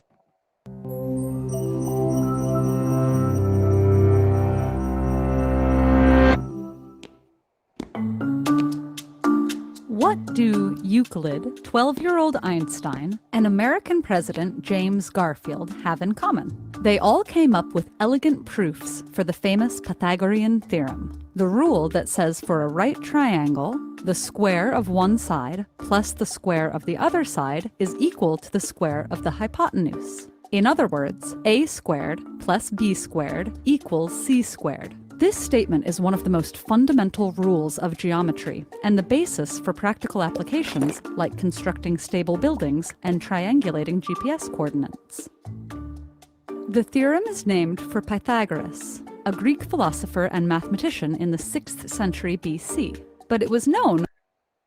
Okay, so syempre, hindi na natin tatapusan yung buong video. You can just search it in YouTube. Free and available naman siya palagi. So, yeah, you can just search it in YouTube. So, as you can see, teachers, no, I only showed you like about 1 minute of the video. Pero ang dami ng concepts na na-touch sa kanya. So, yan, it's a different, side to show the history of Pythagorean theorem, no? If you want to create your own, a lot of us, I know, have been doing videos, no, vlogs, ganyan, or parang something like this nga kay Ted. So, pwede naman yun. Pwede po yun, teachers. Gamitin niyo yung sarili niyong video. If you want to create your own version, go, why not? It's going to be exciting. It's going to be worth it. Diba? Kasi sobrang may enjoy yan ng mga students natin. If you want them naman, if you want to make it as your performance as at the end of the unit, pwede. You can ask them naman to create their own video. Tapos, pwede mo na rin magamit, ma-recycle, no? Kapag ituturo mo na siya sa susunod na school year. Yung best works, you can use it as a motivational tool. So, as you notice here, average video clip from TED is just about 5 minutes. And that's good enough for a motivation kasi ang dami naman niyang itatouch. Even a short discussion of Pythagorean, matatouch na niya. So after that, you can just go about the details, no? You can go further na into discussing the details. But like the foundation niya nga, kung sino yung nagsimula, kung saan nanggaling yung Pythagorean theorem, yung basic concept, idea ng Pythagorean theorem, nandyan na. So, yun, you can just provide guide questions para lang mas lumalim yung discussion ninyo, but it's already there. Okay, your 5 minutes is actually worth your time and effort, no? Kailangan mo lang mag-supplement ng mga guide questions para doon naiikot yung inyong classroom discussion. Okay, so yeah, sobrang naman to, gamit na gamit, and I highly recommend the videos from TED kasi talagang educational siya and madidiscuss na niya. It saves your time actually kasi siya na yung mag-explain para sa'yo. You're just going to facilitate the discussion through guide questions na lang. Diba? Yung parang i-elaborate mo na lang yung discussion sa mga bata. Okay? So, the next one is using interactive visualizations and exploration. So, explorational materials naman tayo. Dati, before pandemic, medyo expensive pa yung mga manipulatives talaga. But now that we're already gearing towards technology na nga, di ba? Online classes na nga tayo, there are also a lot of applications na pwede nating magamit, na available online and free, no? Maraming mga applications na free. Meron ding mga applications na may bayad if you want to purchase. Meron ding mga free trial. Pero, nasa sa inyo naman. If you feel that it's really worth the money, you can purchase them. Okay, lalo na kung talagang magagamit mo siya sa mga discussion mo. But there are free applications na pwede mo namang magamit. It's available in App Store, in Google Play Store. So, ayan. Okay, hindi na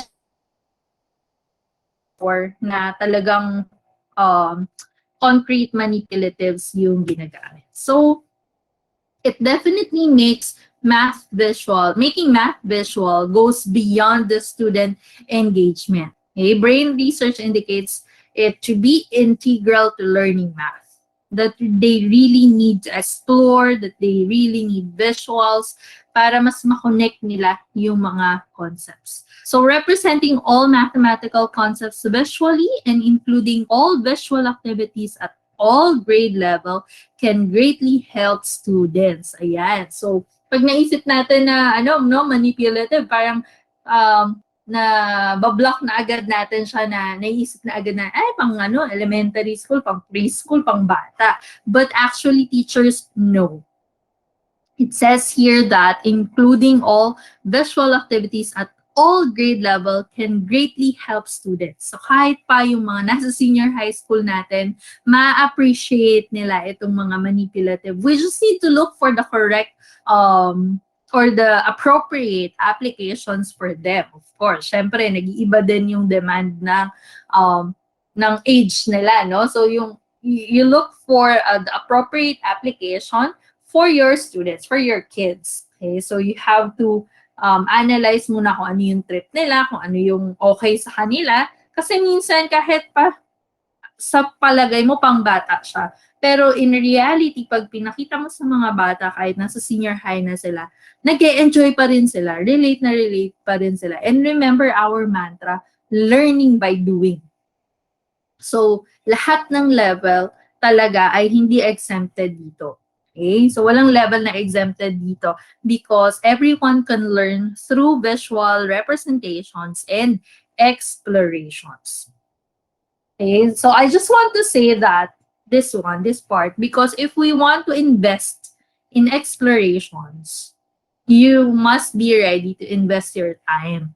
Kasi hindi po siya yung one day, today lang, ganyan, tapos bukas wala na. Hindi siya ganon. Kailangan masustain natin yung pag-explore natin. Kailangan magiging routine ito, magiging parte ng sistema natin para maging parte din siya ng sistema ng mga estudyante natin. Okay? So, pwedeng today, mag-manipulative ka, bukas, mag-video presentation ka, the next day, iba na naman. So, hindi naman dapat everyday ganito. If you can do that, well and good, right? But kung hindi kaya, okay lang. It's just a matter of routine so that the students can get used to it. Diba? Hindi yung ngayon lang nila nakita yung video, bukas wala na naman. Because I know teachers, we have a lot of topics to finish, no? Hindi naman, ako din, guilty din ako dyan, no? But if we really want our students to have a deeper learning on the concepts or a deeper understanding of the concepts, we really need to invest time with explorations, and visual representations. Don't worry, kasi pwede naman natin itong ibigay outside our class times. No, na, magre-reklamo sila, dami na nila assignment, ganyan. So, nasa kanila na yun. If you want to just use it as an add-on, as a supplement, pwede mong ibigay outside their class times. But if you want to use this as your motivation, as part of your discussion, go. Okay, kailangan lang matrain mo sila kasi pag hindi nga siya consistent, hindi rin siya magiging parte ng sistema nila. But if you will be consistent with doing the exploration, it just takes maybe 1 week kayo mag-explore, I'm telling you teachers, they will never forget the lesson behind those explorations. And from there, they will have a stronger foundation of the concept that you want them to understand. I believe the mahirap, it's very challenging right now, especially the situation that we have right now, 2 hours lang a week or less, diba? Pero if you will just make this as an investment, hindi kayo ganun ka magsisisi. Lalo na mamaya, I will be showing you the different explorational activities that I have been using. And talagang nag-invest ako doon para magamot no, yung problema nila, lalo na sa integers, science, yung mga rules, etc. Because if they explore on their own, they also make discoveries. Okay? With simulations and the digital tools that we are giving them, they make discoveries. So, through exploration, we don't have to dig further with or throw them the formula, the ano ba ba, yung mga concepts, ganyan. They can get it themselves. They can provide it by themselves through the explorational task that you are giving them. Okay? Through exploration, sila mismo ma-generate nila na, ito pala yung rule na kapag ka ganito, ganyan, ganyan, ito pala yung lalabas. So, from there, they can create pattern, they can discover pattern, and then they can eventually develop the formula, the rules that we want them to understand, diba? And more importantly, mas malalim yung foundation nila dun sa concept. Kasi alam nila kung paano gumagana. They can identify relationship. They can develop their number sense. So, mas effective siya. Yun nga lang, we have to sacrifice. So, we need to be ready that if we want them to explore and use these things, we are going to sacrifice some time, di ba? Na alam ko na mahirap natin i-sacrifice lalo na ngayong panahon na to. But believe me, if you will just invest with this, magiging malalim talaga yung foundation nila. And lastly, students can learn at their own pace. Since it's explorational task, walang pressure masyado kasi they learn on their own, they explore on their own, they make discoveries on their own. So, kanya-kanya sila. Okay? Kung nasa medyo slow level siya, okay lang, walang problema. Kasi siya naman yun, mag-isa lang siya. Kung yung isa naman medyo advanced, so mas higher exploration na yung gagawin niya, mas higher problems na, walang problema. They can learn on their own. Okay? So I'll be showing you some of the applications that I have been using in my classes. Okay, so the first one, ito gamit na gamit ko siya when I was teaching junior high school, especially sa algebra at sa geometry. Okay, kasi ito yung pinaka swak na platform for me, no? Braining Camp. So I'll tour you a bit. Sa Braining Camp, okay, Braining Camp, okay, this is what it looks like. So, pagpasok nyo sa Braining Camp, you just search Braining Camp, tapos you can use the 30-day free trial if you don't want to purchase. So, they have pricing here naman if you want to know how much it costs.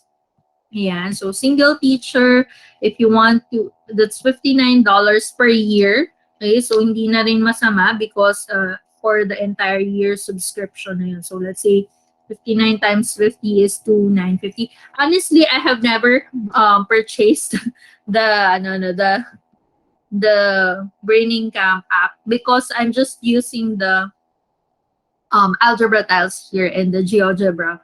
GeoBoard application. GeoGebra is a different one. Mamaya naman explore natin siya.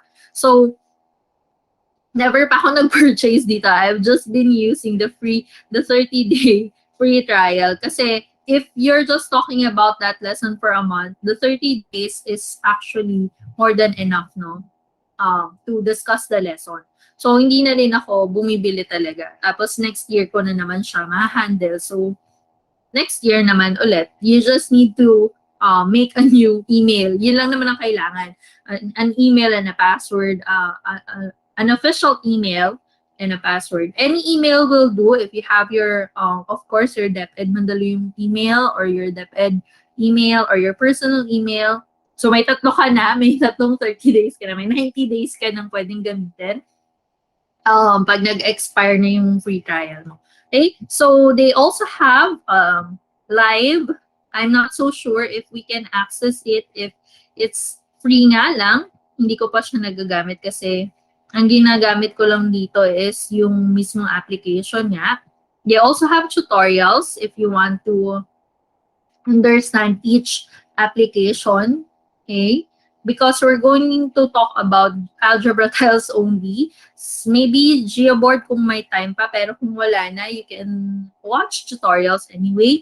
And they also have webinars. Yan. Kung paano nyo mas maiintindihan yung bawat application. And then the reading here is maybe if you have brought the, if you have bought the application. Okay, so we're going to use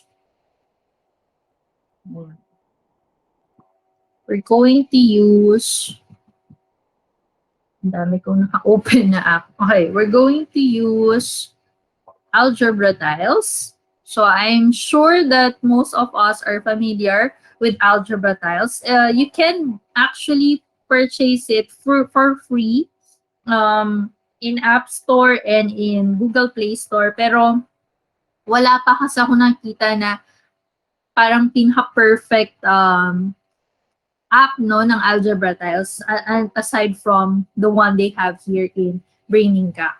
So mas parang okay for me, mas friendly for me yung nandito sa Braininga. Okay, so I'll just tour you kung ano yung mga features niya. Okay, so you can see, by the way, if you're using a laptop, ito yung makikita nyo. If you're using your mobile devices or iPads maybe, mag-iiba rin yung, yung screen niya. Pero the function is the same. Iba lang yung makikita mo. But, andun din naman lahat. Okay? So, ayan. So, we have here the tiles, the algebra tiles. We have the positives and the negatives, the opposites. Okay? So, you can also add the white tiles if you need them. Kung hindi naman, if you're just starting with your discussion, pwede namang hindi mo siya i-add muna dyan. Okay?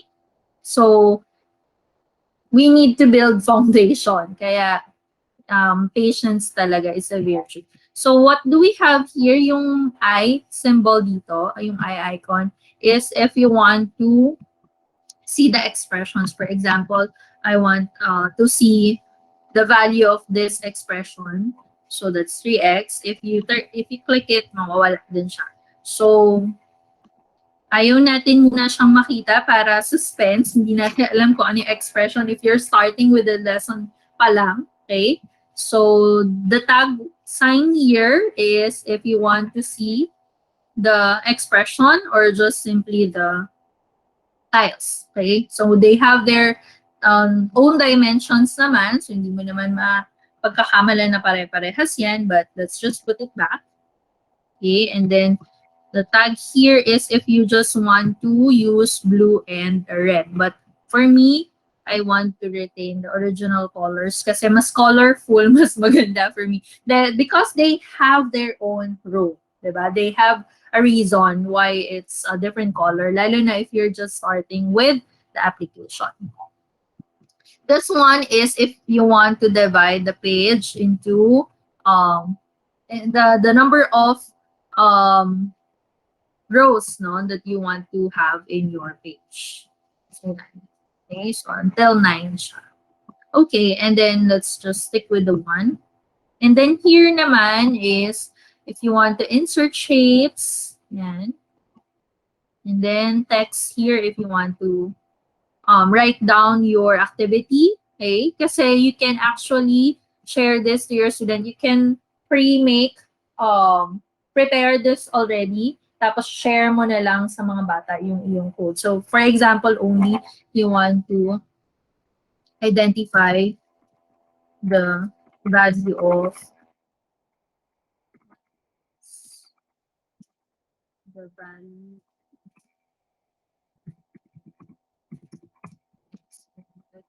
just an example, guys. Teachers. Okay. So we can already, may mga other pa siya, pictures, yung color ng text, size, style, alignment, layer, etc. Okay. So yeah. And then if you want to share, for example, no, you have here an activity for them. So for example, meron kang naka-present dito na mga tiles, tapos you want them to do something, okay? Prepared na yan.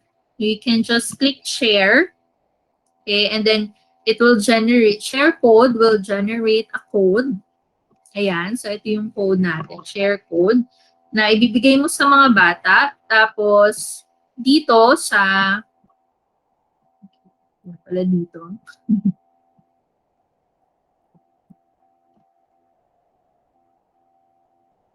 Yes. So, dito sa upper right-hand corner niya, that's where you will put the code.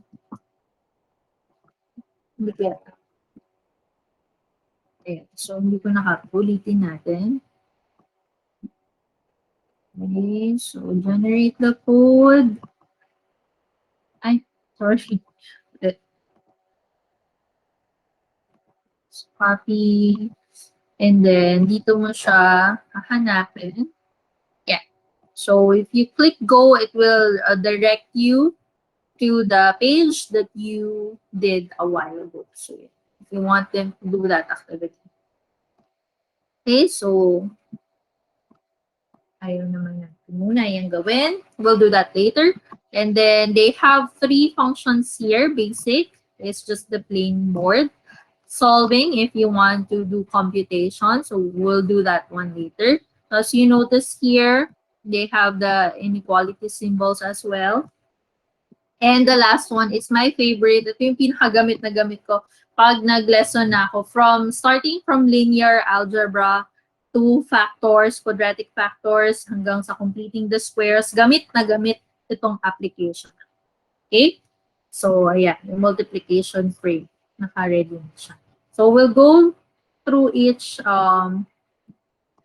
example. So, simulan muna tayo sa basic part, no, ng algebra tiles. So, I remember when I had my classroom demonstration, I just presented like random tiles lang. And then I asked the students, what do you think is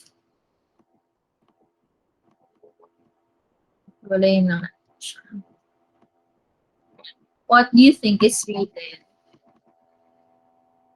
Or what is this? Parang yun lang yata yung tanong ko nun. Yeah. Okay. What do you think is this? Yeah, and I started with this one. And then, the students just stared at me, wondering, ano nga yan? Ano nga ba yan? So they can't even read expressions. Okay? What I'm looking for during that time, is actually the value of this expression. No? Syempre, we're all math teachers. We already know the expression written here on the board. But if we want to establish the idea of algebra tiles to our students, we will start with the basic one. So, introducing integers muna tayo. We always had problems with the signs, no? Yung, if you add 4 and pag positive, wala tayong problema. Okay, like 4 and 2 will give us 6, diba? But if we already have negatives, dyan na tayo nagkakaproblema. Okay, so let's make it 3 lang muna. Yeah. Ayan. So, I have here the yellow tiles are 6 ones, so that's equivalent to 6. And then the red tiles are 3 negative ones, which is equivalent to -3. So if I want them to simplify this one, so I have here 6 tiles. That's 6. Then I also have 3 negative ones. So it's -3.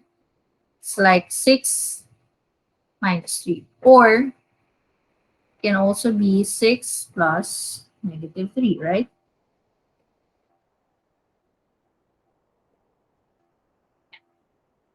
Okay.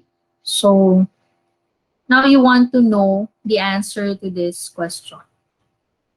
without any rules, without giving any rules to the student na pag positive minus negative, or negative plus positive, or positive minus negative, etc., etc. Okay? So without telling any rules muna sa mga bata.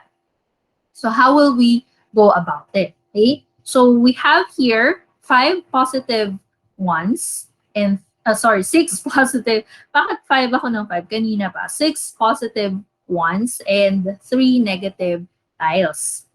Okay? So now you're going to introduce to the students the concept of zero pair. What is zero pair? If you add a positive 1, or if you combine a positive 1 and a negative 1, what do you think will happen? Okay? So pag pinagsama natin yan, if you will drag this one, if you will drag the red tile and combine it with the yellow, it will be gone. And that is the concept of zero pair. Diba? If you will add 1 and its opposite, if you will combine 1 and its opposite, it will become 0. So that's the idea of zero pair. So if you will combine 6 positive 1 and 3 negative 1, how many zero pairs will you get? Tingnan natin. So if we will combine, you want to drag everything, so you can do it naman. Tapos i-combine mo lang dun sa yellow. So we already have an assumption kung ilan ang zero pair na mabubuo natin. Let's check. Wala. So ganyan nila. You can drag everything. Tapos this one, this icon here will create zero pair for you, but you already have an initial idea kung ilang zero pair ang mabubuo mo. So, see?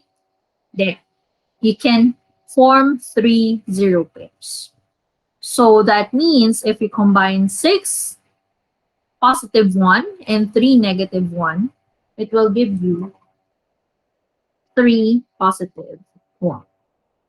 Or that means 6 minus 3 is 3. Or 6 plus negative 3 is also 3. Okay? So that's the concept of zero pair. So kung gusto mo pang, kung gusto mo pang dagdagan yung idea na yun, pwede naman. Tanggalin na natin yung iba. You can erase it manually, or you can press clear the drawings. For example, bigyan lang natin siya ng...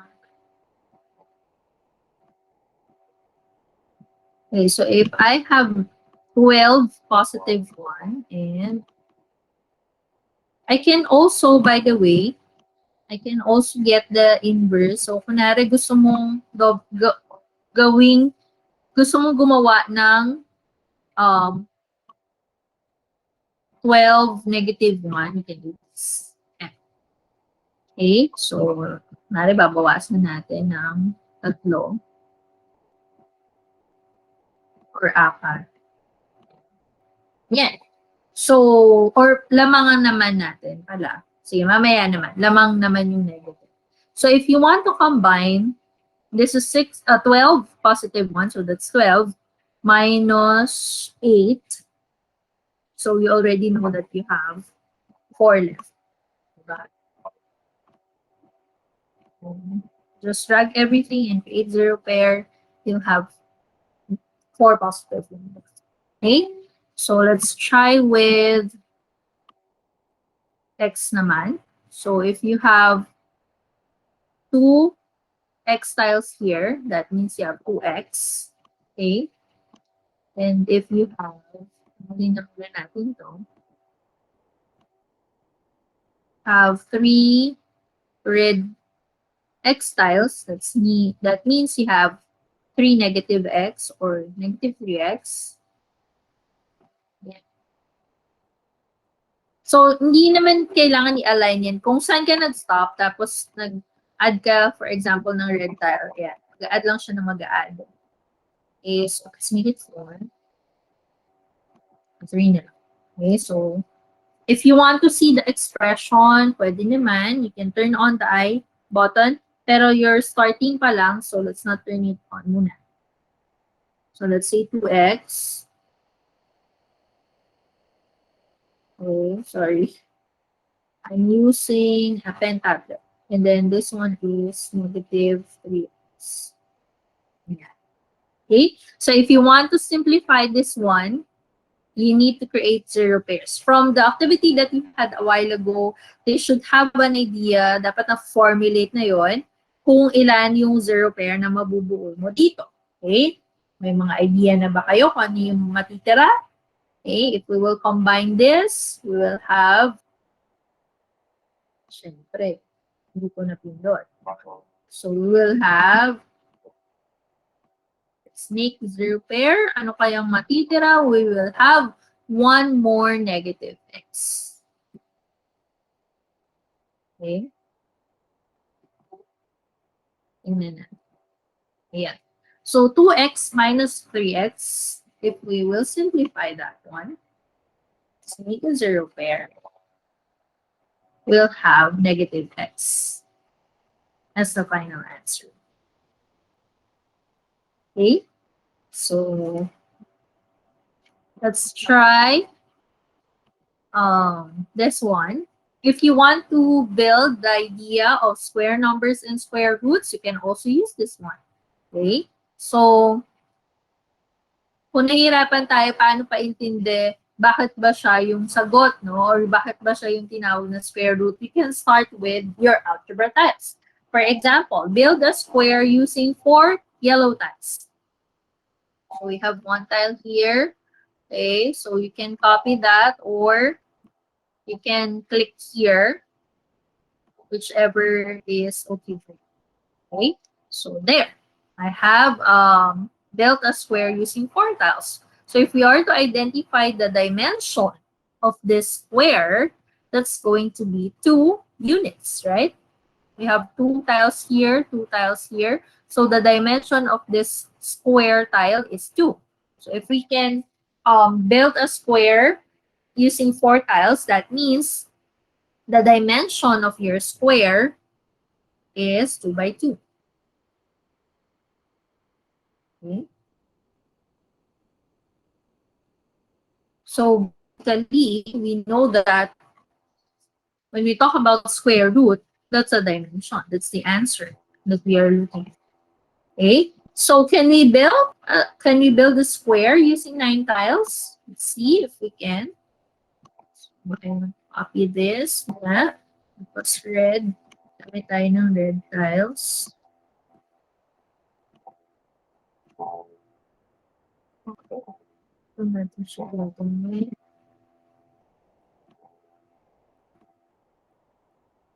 Can we build a square using 9 tiles? Yes, we can. So the good thing here is they're doing it on their own and they actually see if they can or they can't. Okay? But if you guide them, pwede nyo gawin together. So as you can see here, we can build a square using 9 tiles. And the dimension of your square actually is 3 by 3.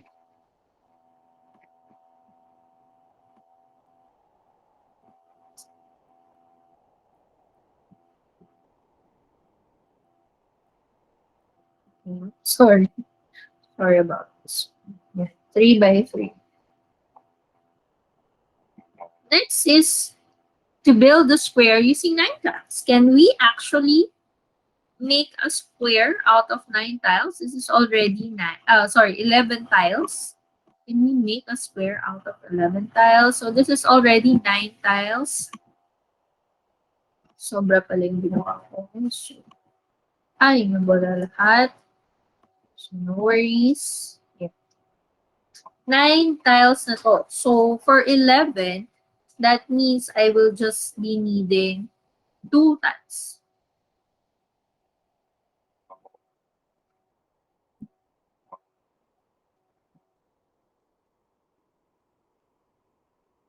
Can I make a square out of 2 tiles? 2 tiles more? Mukhang hindi na, no? So that means I cannot make a square out of 11 tiles. That means I cannot also identify an exact square root for 11. So that means the next square that I can make, or the next square root that I can identify, is between 3 and the dimension after 9 tiles, which is 16 tiles. So that means 4. So from there, you can ask them what do they observe, what patterns do they see, and then they will tell you, oh, teacher, so ganun pala. No, na I cannot make a square out of 11 tiles, so wala din siyang square root, exact square root. Okay? 16 yung susunod. So ano kaya yung susunod pa? Etc. etc. So from here, you are building a strong foundation for the kids. Okay, so let's try to simplify some expressions. For example, let's have x is 2x. Pwede natin siyang hiwa-hiwalayin.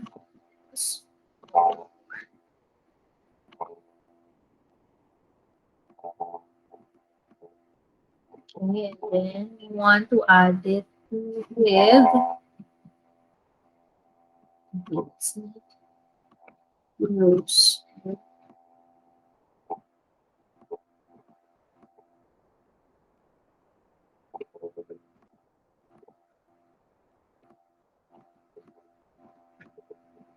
Okay.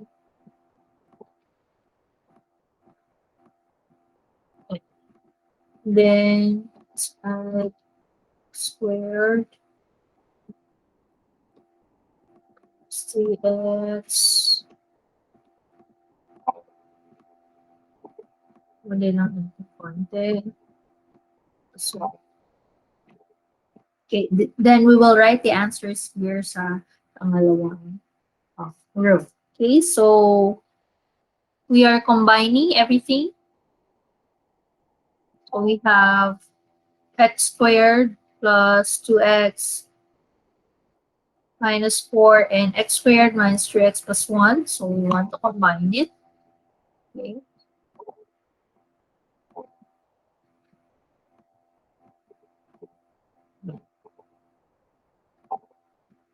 Okay, so let's put it here. We have 2x squared. Okay, you want to turn it off para hindi mo na makita yung answer. So we want to combine x squared, 2x squared, 2x, and negative 3x. And let's create the 0 pairs. So, write everything and create 0 pair. We'll still have one negative x, and here also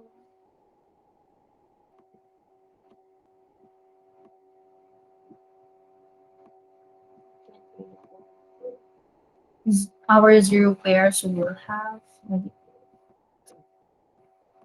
So that's our final picture. 2x squared minus x minus 3. Okay. So if you want to go to evaluation,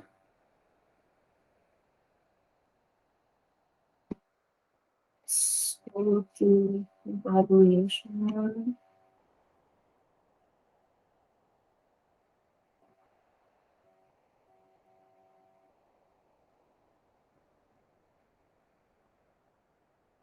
Let's not x squared. So I just want to rotate this one for a purpose later.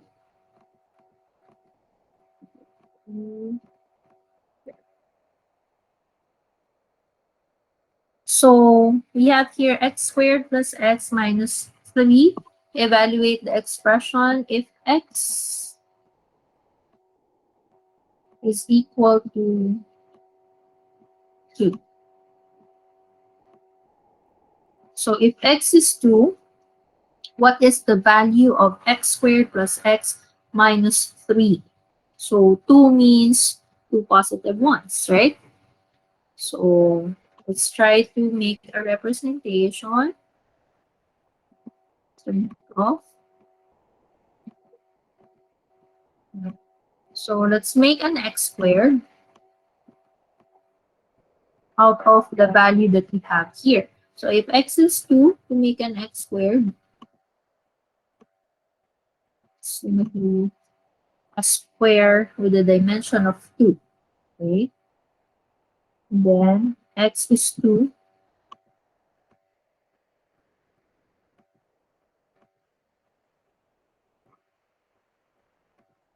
And then you put 2. There. So if we will combine everything, make a zero pair, the value of this expression is 3.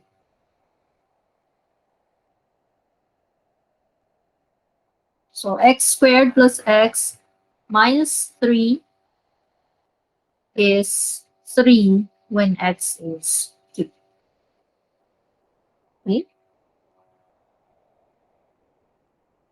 Let's try to use solving.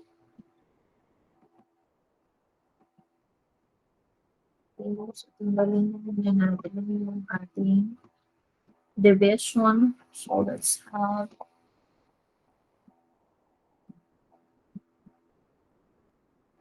2x and 6.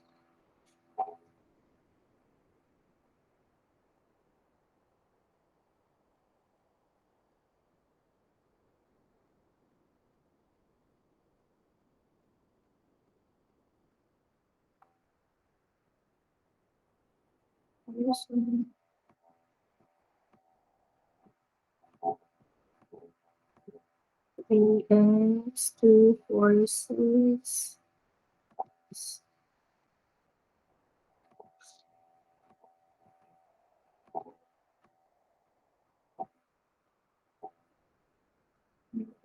So,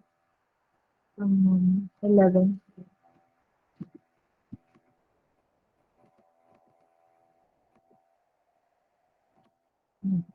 Let's check our expression. We have 3x plus 5 equals 11. So for us to find the value of x here, we need to manipulate our equation. Okay, so since we are only looking for the value of x, we want to isolate x here on the left side. So para ma-isolate natin siya, we need to identify the zero pair of our given. So actually, we already know that the zero pair of the entire value here is actually the opposite of it. Okay, so that's negative 5. So what you do to one side, remember, you also need to do to the other side. Let me just copy it first before I get the zero pair kasi mawawala na siya. There. So we will also do it here. What you do to one side, you do to the other side. So we still have 3x minus 6 here. So since we're looking for the value of x, and we have 3 x's, we can divide it into 3 equal parts. Okay.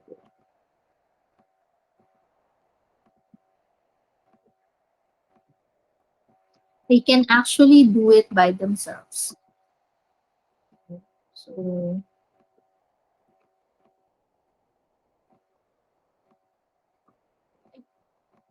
So x is actually equal to 2. It's equal here. So we can actually say that x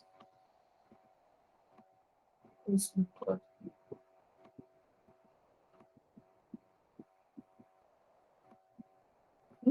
There you go. So let's try to do factoring. Okay, this one.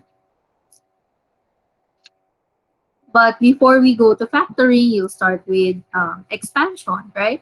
So you can start with expansion. Okay, that's already your activity for later. So, yung medyo madaling. Okay, so we want to do factoring. Let's say x.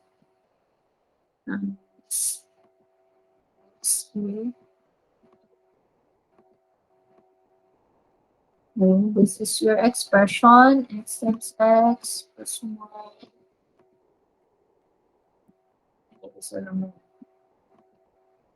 Okay. So as you notice here, meron siyang pinoproduce na side, your dimension. Tapos, meron din siyang parang rectangle here kung saan yun yung bubunuin mo. We can take it off para hindi nila nakikita muna so they can have an idea of identifying the tiles that they need to put here so that they can create a rectangle, right? So what tile will fit in here, or what tiles will fit in? So let's try. Let's explore. This is an explorational activity, so you can let them do it by themselves. So an x squared fits here. That means x times x is equal to x squared. Okay. So what tile will fit here? 1 times x. So positive x. Remember, you need to be able to make a rectangle. And then another positive x here. And then for x times negative 1, that's a negative x. Okay, and then lastly, 1 times negative 1 is a negative 1 and another negative. So therefore, okay, you can simplify this part. X squared plus 2x minus 2 is equal to x squared plus x minus 2. There we go. Okay, so that's the expression. And then it's going to be helpful when you do factoring because you're just going to do the reverse. You just need to keep in mind that you need to create a rectangle. And it will go a long way because you will be needing it until you go to perfect squares, okay? Perfect square trinomial, difference of two squares, lahat. Okay, magiging useful siya. Or when you go to completing the square. Okay? So makikita mo rin yung topic na yan when you go to completing the square.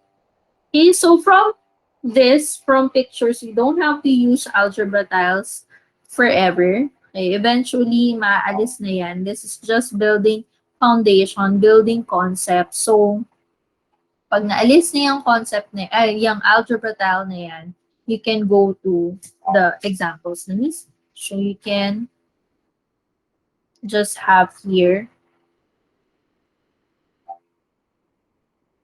okay, we can still create the concept multiplication frame.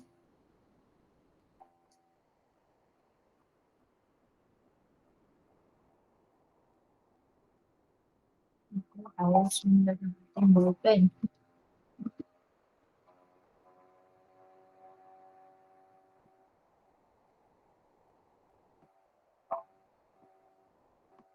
And still create your multiplication frame.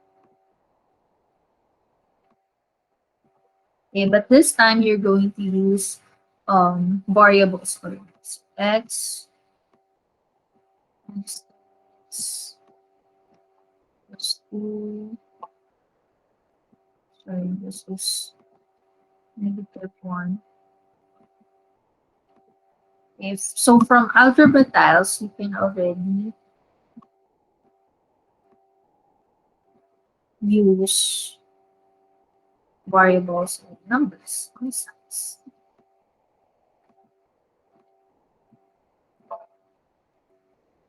My ballpen is not working.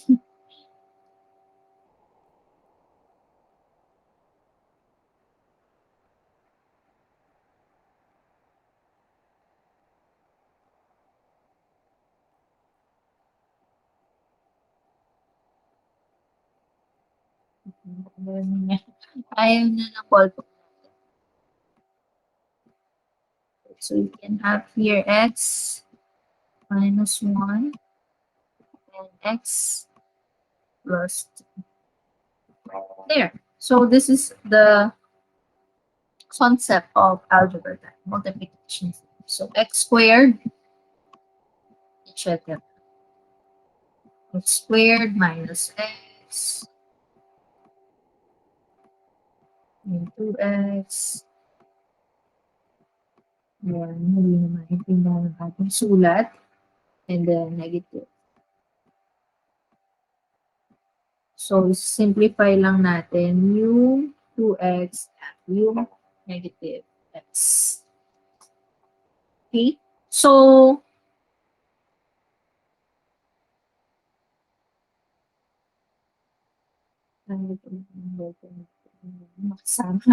okay. So, there you have it. Okay? Then, when you go to factoring, babaliktarin mo lang din.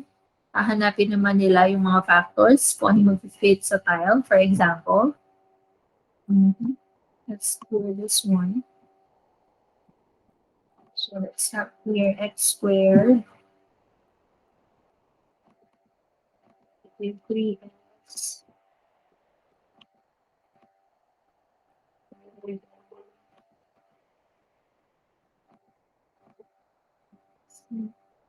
One negative.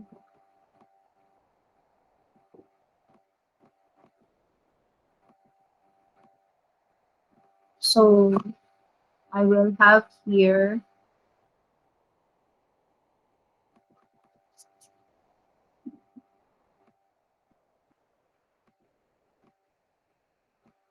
there. So there's a rectangle.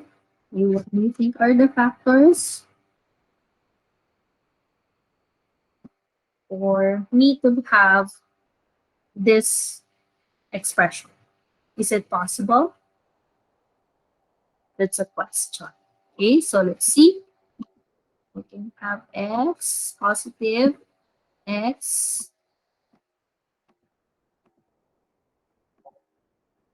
oh sorry.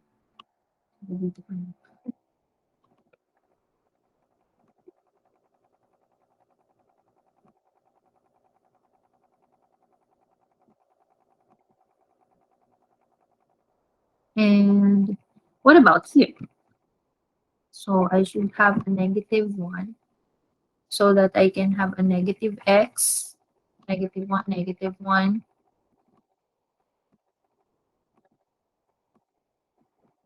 The question is, will it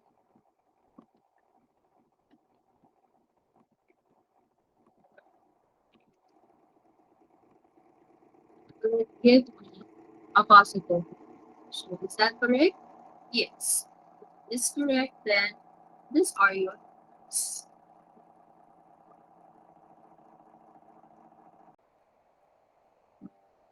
Okay, so I wish I could explain more, but we have limited time. So you can just create again another one worksheet for your students to do to answer and then share the code with them. Just click share and then share code para mag-generate siya ng code and then share it to your students para dyan na sila gagawa. And then you can see it also. You can also ask them to create their own and then share the code with you so that you can see their works naman. Okay? So I hope I was able to share some ideas in Burning Camp. I hope I could discuss more, but we have limited time. We still have another application, which is the GeoGebra application. So Desmos can be used also. They have the same function. So for GeoGebra, you can make your own activity for your topic. And I can also share with you this one. So dito po sa link na ito, SL Education, you can access the link. Just simply search. Let's go to the search bar. Okay, so just simply search this link. So https://www.shingli.com.sg/e-resources/student resources. Okay, so this is free. but these are taken from the books explorational activity. So you can also buy the books, yeah, our books, if you want to purchase the books. Okay, ayan, you can. These are the books that they have. So it's available online. But if you just want to use the explorational activities, it's free. You can use it here. Although kasi yung mga guide questions niya nasa book, but you can definitely have your own guide question. Okay, so, ayan. So, I'm going to use the investigation for my lesson in grade 11. So, gradient of a curve. So, it will direct you to this application. So, naka-prepared na siya yung gagawin. You just have to create a guide question kung ano yung gusto mong i-explore nila. For example, identify the derivative for 2x. So, yeah, they can explore. Tapos, nakikita nila mismo yung movement. So, you can just let them explore by themselves. So, find dy dx. It's the first task that you want them to do. If x is blah, blah, blah, what is dy dx? Okay. Substitute the value of x to find the coordinates of z. So there. You can also create a lesson. If you create a lesson, kung ayaw nyo silang ipa-search yung buong student resources, you just want to select a specific topic, so you can create a lesson, this one, create a lesson, and then it will generate a code. So, bibigay nyo lang sa kanila yung class code. You can have your own account for GeoGebra. It's free as long as you have your email and password. Free po yung GeoGebra Classroom. And then you will see the students' work here. So, wala pa tayong gawa because I don't have a student yet. So, just give it to your student. Just give the link to your student. Tapos, you can check the activities online already. So, there are many topics here for exploration. Let's say, let's try to choose another one. Equation of a straight line. So, it can also direct you to Desmos. Okay. The good thing here kasi nga is prepared na yung activity. So, pwede na lang natin siyang i-enhance through guide questions. Okay, so explorational tasks can be given before the topic, before the start of the topic, or as a supplement. Kung gusto nyo lang silang mas mag-explore, mas maintindihan yung lesson, kung kinulang yung time, pwede silang mag-explore by themselves. So, you can give this to them. Okay, so you can definitely create your own GeoGebra activity. These are just prepared GeoGebra activity that you can use para mas mabawasan na yung activity. Mag-isip na lang na guide questions. So I hope I was able to share with you some explorational tools that I have been using. Last benefit is definitely it connects, the use of technology connects math concepts to the real world. So integrating technology in the math classroom allows our students to interact with the people outside of the classroom to help broaden their understandings and perspectives about what they're studying. So yun naman yung end goal natin, to be able to connect all this to real world scenarios. So for me, para mas makita ko yung connection niya, doon ginagamit ko siya, ina-assess ko siya through the performance tasks that I've been giving to my students. So like vlogs, kung ano yung trend ngayon, yun din yung ginagamit ko kasi doon sila mas nakaka-relate, doon sila mas nag-excel, doon sila mas na-excite. So yun yung ginagamit ko din. So I try to integrate the current trend technology, through technology with my math topics. So para mas maipakita nila yung talent nila and mas maipakita nila kung paano nila naintindihan yung mga lessons mismo. So I've used website logos as well, journals, and treasure maps for Cartesian Play. Okay, so here are some examples. So I used Alpine Quest and Google Maps. So you can make a story out of this. So you can make a real life scenario. Okay, pwede nyo pahanap sa kanila yung bahay nila, yung grid mismo. Using Alpine Quest, they can actually identify the grid coordinates, the actual grid coordinates of their houses, their crush houses, their neighbors, yan. Kung ano man ang gusto mong pahanap. So, pwede ka magpagawa ng storyline if you want to make a treasure map. You can, right? So, there is no limit. It's free. The next one is through vlogging kasi nga sobrang nauso siya. So I used I make a performance task, okay, which is about vlog. So here is the scenario, the rubric, and then when you do it, you have to of course no make an outline for the students kasi hindi naman din siya mapoproduce in one day. So here is a sample. Solo lang yung nakuha ko kasi na-corrupt na yung aking file for this one. And then this one is a website logo, which is inspired by the pandemic. Okay, so they need to create their own logo for a website, which is named ELPIS, which stands for hope. Okay, and my lesson here is about the graphs of trigonometric equations. So they need to create a logo out of the graphs. And then lastly, my topic on derivatives. So they create this actually showcases no the talents and the other side of our students. Nakikita natin kung gaano sila ka-creative. So this one I only asked for a journal, but some of them they made a comic, an anime, a manga. Okay. And then some of them really created a journal writing, a journal. Okay, to show their journey to the 5 rules of differentiation. The other one created a diary. And marami pa actually silang magagandang output. And makikita mo din dito yung other side ng mga bata na ganito pala siya talented. And through journaling then we can also assess no, kung paano nila naintindihan yung lesson because they need to create their own storyboard. Okay? So through this, you can also assess kung naintindihan ba nila or kung paano nila naintindihan yung lesson. And at the same time, they are enjoying because they like what they do. So you can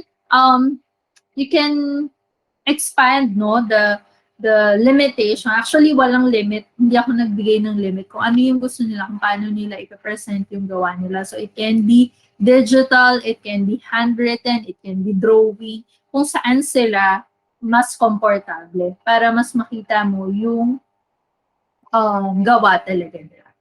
Okay, so I guess that's everything that I would like to share. So to end my discussion for today, technology gives us the ability to expand and enrich our math lessons. This is Mrs. Nadia Olios. Thank you everyone for listening. God bless us. An international math Olympiad trainer. He is a Google Certified Educator, Level 1 and 2. He is the chairman of the Technical Working Committee of the Mathematics Department of the SDO Mandaluyong.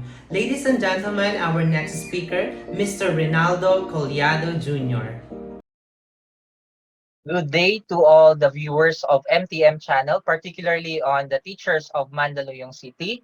So this video is intended for those teachers and every viewer here who would like to know how to record a video using OBS Studio. So ito syempre may mga teachers na later on kailangan na nating mag-record ng video lessons. Basically this part here or this video is for you all, no? Sa mga students na kailangan mag-show ng video later on, then you can also use OBS Studio. No? So maraming gamit si OBS Studio, but for this particular video, we are going to focus on its use in terms of recording. So right now, I'm in Zoom for me to be able to show you all the proper steps in OBS Studio. So let me just share my entire screen so that lahat tayo ay makakita. Okay, so let me share the entire screen for you all. Okay, so right now, I'm in Zoom, no? So I'll be opening Google Chrome first. That's the first thing that we should do. Kasi kung wala pa kayong OBS Studio software, then you have to download OBS Studio software. So let's open a Google Chrome and then try to set up, okay? Let's search for OBS Studio. So just type OBS Studio in the search button or search bar, and then ayan na, automatically magbibigay na sa'yo si Google Chrome ng option. So just click the OBS lang, no? I'll just delete that after. So I click the Windows because I have a Windows software in my laptop. So antayin lang natin na mag-download yan. Ayan, makikita nyo dito sa baba, nagda-download na siya. Depende yon sa bilis ng inyong internet connection.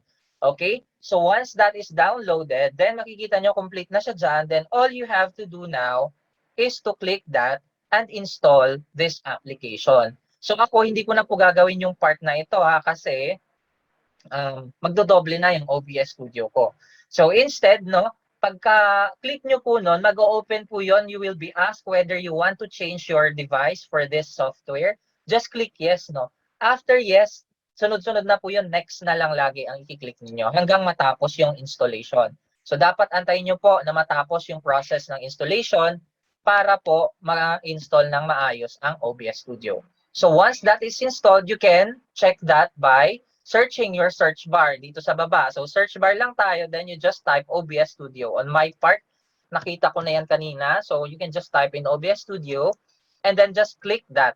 Okay? So wait lang natin na mag-open si OBS Studio. Ayan. So ang OBS Studio po natin ay ganito po yung setup. Blanco pa po siya. Okay? So yung mapapansin niyo dito na blanco, gagawin po natin, isi-set up po natin ito one by one para mas maganda po ang gamit niya. Okay? Alright. So, paano ba natin yan isi-set up? Bago natin yan i-set up, dapat mahalaga muna na maintindihan ninyo ang bawat part ng software natin. Okay? So, sa first part natin, dito sa bandang kaliwa, tignan nyo po yung aking cursor. Ayan, sa bandang kaliwa po, pinakakaliwa sa ibaba, mapapansin nyo yung word na scenes, then followed by sources, followed by audio mixer, and then scene transitions, and then controls dito sa ibaba sa kanan naman. So unahin nating galawin yung dito sa part ng scenes sa ibaba sa left. Okay? So makikita nyo po dito yung plus and minus signs. Mapapansin nyo po sa aking screen na meron na siyang mga intro, scene 3 up to 6. No? Kasi meron na akong na-set up dati for my recording. Okay, so pwedeng magbigay lang ako ng halimbawa kung ano yung mga na-setup ko. So meron na po akong ganitong na-setup for my recording. Ayan, meron na siyang background. Okay, this is used for Project Stat. So please watch Project Stat on Saturday. Ito pa po, no? Ayan, meron ako ditong naka-inted na just for the background. The other one kasi is for screen sharing na yon. Okay? And ito naman is for video capture, no? So as you can see here, naka-ano na yan lahat. Nakapunta na yan lahat or naka-layout na yan lahat. So, ganyan ang gagawin natin. Kasi ang nakikita nyo lang po ngayon sa inyong screen kapag install niyo ang OBS Studio ay ganito. So, itim pa yan. Wala pang laman yan. So, dyan po natin lalagyan yung itim na yan. Okay? So, umpisahan po natin sa scenes dito sa baba sa kaliwa. Just click yung plus sign. Siyempre, maglagay kayo. So, let's say, lagyan natin ng video lesson recording. Okay? O, syempre, magre-record tayo ng video lesson, no? So, ito na lang yung ipangalan natin. Ito yung scene for video lesson recording. So, para later on, pag magre-record ako, may naka-setup na, click ko na lang yung start recording. Okay? So, okay na yan. So, na-click ko na yung okay, mapapansin nyo po, dito sa scenes, malalagay na po yung video lesson recording. Okay? So, meron na tayong scene, yan yung naka-highlight ngayon, okay na tayo dyan. Huwag na natin gagalawin yan. Magpunta tayo ngayon dito sa sources. Pag sinabi po nating sources, yan po yung panggagalingan ng input tsaka output na kailangan natin. Okay? So, umpisahan po natin siya ulit sa plus sign dito sa sources naman. So, ayan, may plus sign. Unahin po natin, okay, let's say unahin natin yung camera natin. Let's try inserting camera first, no? Kasi yun yung first natin na gagawin, no? Kasi pag magre-record tayo ng video lesson, mahalaga din syempre dahil magkakalayo tayo with our students, then we must be able to be seen as well inside the video lesson. So mahalaga rin naman po yun, no? Kaysa sa voice lang. Iba pa rin kasi yung impact ng facial expressions pagdating sa pagtuturo, di ba? So yun po ang gagawin natin, no? So dito tayo sa sources, di ba? Tapos na tayo sa scenes. Punta tayo sa sources, just click add. And then, Okay, before I do that pala, no, I'll turn off my camera because um, I have to use my camera in OBS, no? Kasi hindi magagamit si OBS nang naka-on yung camera ko sa Zoom, okay? Kasi sa Zoom po ako nagre-record. So I'll turn this off first for the Zoom. At hindi nyo po muna ako makikita. You can only hear me right now because we are going to set up the camera, no? So first, sa sources tayo. Then click the plus button. Click the video capture device. And then just type in camera, okay? So pag meron ka na nun, ng camera, then palitan ko lang, no? Lagyan ko lang ng 2 kasi meron na akong existing na camera. And then I'll click OK. So once that is okay, kung mapapansin nyo po, ayan na, lumabas na yung aking picture at nag-automatic na po si webcam na nag-detect na kailangan ko siyang i-open. So ganyan na po yung itsura niyan. So okay na yan sa akin, then I'll click OK. So mapapansin nyo po, yung itim natin dito na board, ay nalagyan na siya ng laman, which is our picture. So, syempre, di ba, napakalaki naman itong picture na to, di ba? So, dahil napakalaki na picture na yan, mamaya-maya na natin yan remedyohan. Now, magpo-proceed po muna ako, no? May camera na ako. Syempre, ang teacher, kailangan din ng microphone para marinig na sa video lesson. So, magdadagdag po tayo dito sa plus sign ulit sa sources. Plus sign ulit tayo. This time, audio input capture tayo. So, click nyo lang yung audio input capture. And then just type in the word microphone. Okay? So lagyan ko lang ng mic 2 sa akin kasi meron na akong mic na nag-exist. So I'll click OK. Tapos pipili ka na kung ano yung gagamitin mong device para sa iyong setting. Okay? So okay, again, let me just share the screen again. There, okay. So, nandito na tayo sa ganitong setup. Ayan. Pipili ka na lang. Click mo na lang yung okay, no? Pwedeng, kung meron kang microphone na, Realtek, okay, yun kasing nakikita, okay yun, no? Just click that. Pero okay na yan, default for me. Okay, I'll click okay. So, once that happens, no, dapat meron ka nang makikitang mic 2 dito sa audio mixer. Punta po kayo sa audio mixer, no? Dito sa katabi ng sources. I-scroll down nyo po yan. Kung ano yung ipinangalan nyo sa microphone, yun dapat, hanapin nyo siya. So dito, makikita nyo po rito sa gawing pinakaibaba sa audio mixer, may nakalagay mic 2. Tapos gumagalaw-galaw na po yung mixer. Ibig sabihin, gumagana na po yung microphone. Nade-detect niya po yung boses ko ngayon, kaya yan gumagalaw. On the other hand, kung nagsasalita ka, o kaya maingay yung lugar mo, tapos wala namang gumagalaw dyan sa nilagay mong microphone, then it's not working. So, kailangan ma-check nyo po na gumagana yung microphone ninyo. Mamaya kasi magre-record na kayo, hindi pala gumagana yung microphone, so sayang lang yung effort natin. Okay? So, okay na po tayo sa microphone, sa camera. Siyempre, ang next na natin is mag-share tayo ng slides natin, di ba? So, meron po ako ditong naka-prepare na slide. Ito siya. Okay? So, this is a lesson in Mathematics 7.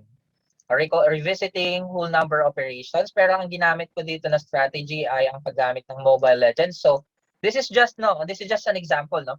So halimbawa, naka-prepare ka na for a discussion. Magre-record ka na lang talaga. So naka-prepare na dyan obviously yung PowerPoint mo, di ba? So ito na yung PowerPoint. For example, I'll click on the slideshow sa PowerPoint ko. Okay? So, ganyan na yung setup natin. Naka-click na ako ng slideshow. Again, you are not seeing me because I'm sharing my screen, no? So, ang gagawin ko dito, kailangan naka-slideshow muna siya, right? And then, babalik po ako sa OBS Studio. Paano ko babalik niyan? You can press yung Alt ninyo sa inyong computer. That's near the space bar, Alt, then followed by Tab. Okay? May lalabas po dyan ng mga tabs, no? So, pag naka-hold po yung Alt, then yung Tab natin, i-press nyo lang ng i-press, hanapin nyo po yung OBS Studio, no? So, ang OBS Studio po ay itong part na yan, naka-highlight naman. Pag okay na, naka-place na siya sa OBS Studio, i-release nyo na po yung pagkakahawak nyo sa Alt. Okay? And then, mapupunta po kayo ulit sa OBS Studio. So, ganun siya. So, dapat naka-slideshow kayo sa PowerPoint para naka-full screen yung inyong PowerPoint para pag makikita. Okay? So, paano natin yan ilalagay sa ating screen dito sa OBS Studio? So, obviously, ang kailangan natin, plus button ulit sa sources. Then, this time, let's use display capture or pwede rin namang window capture, no?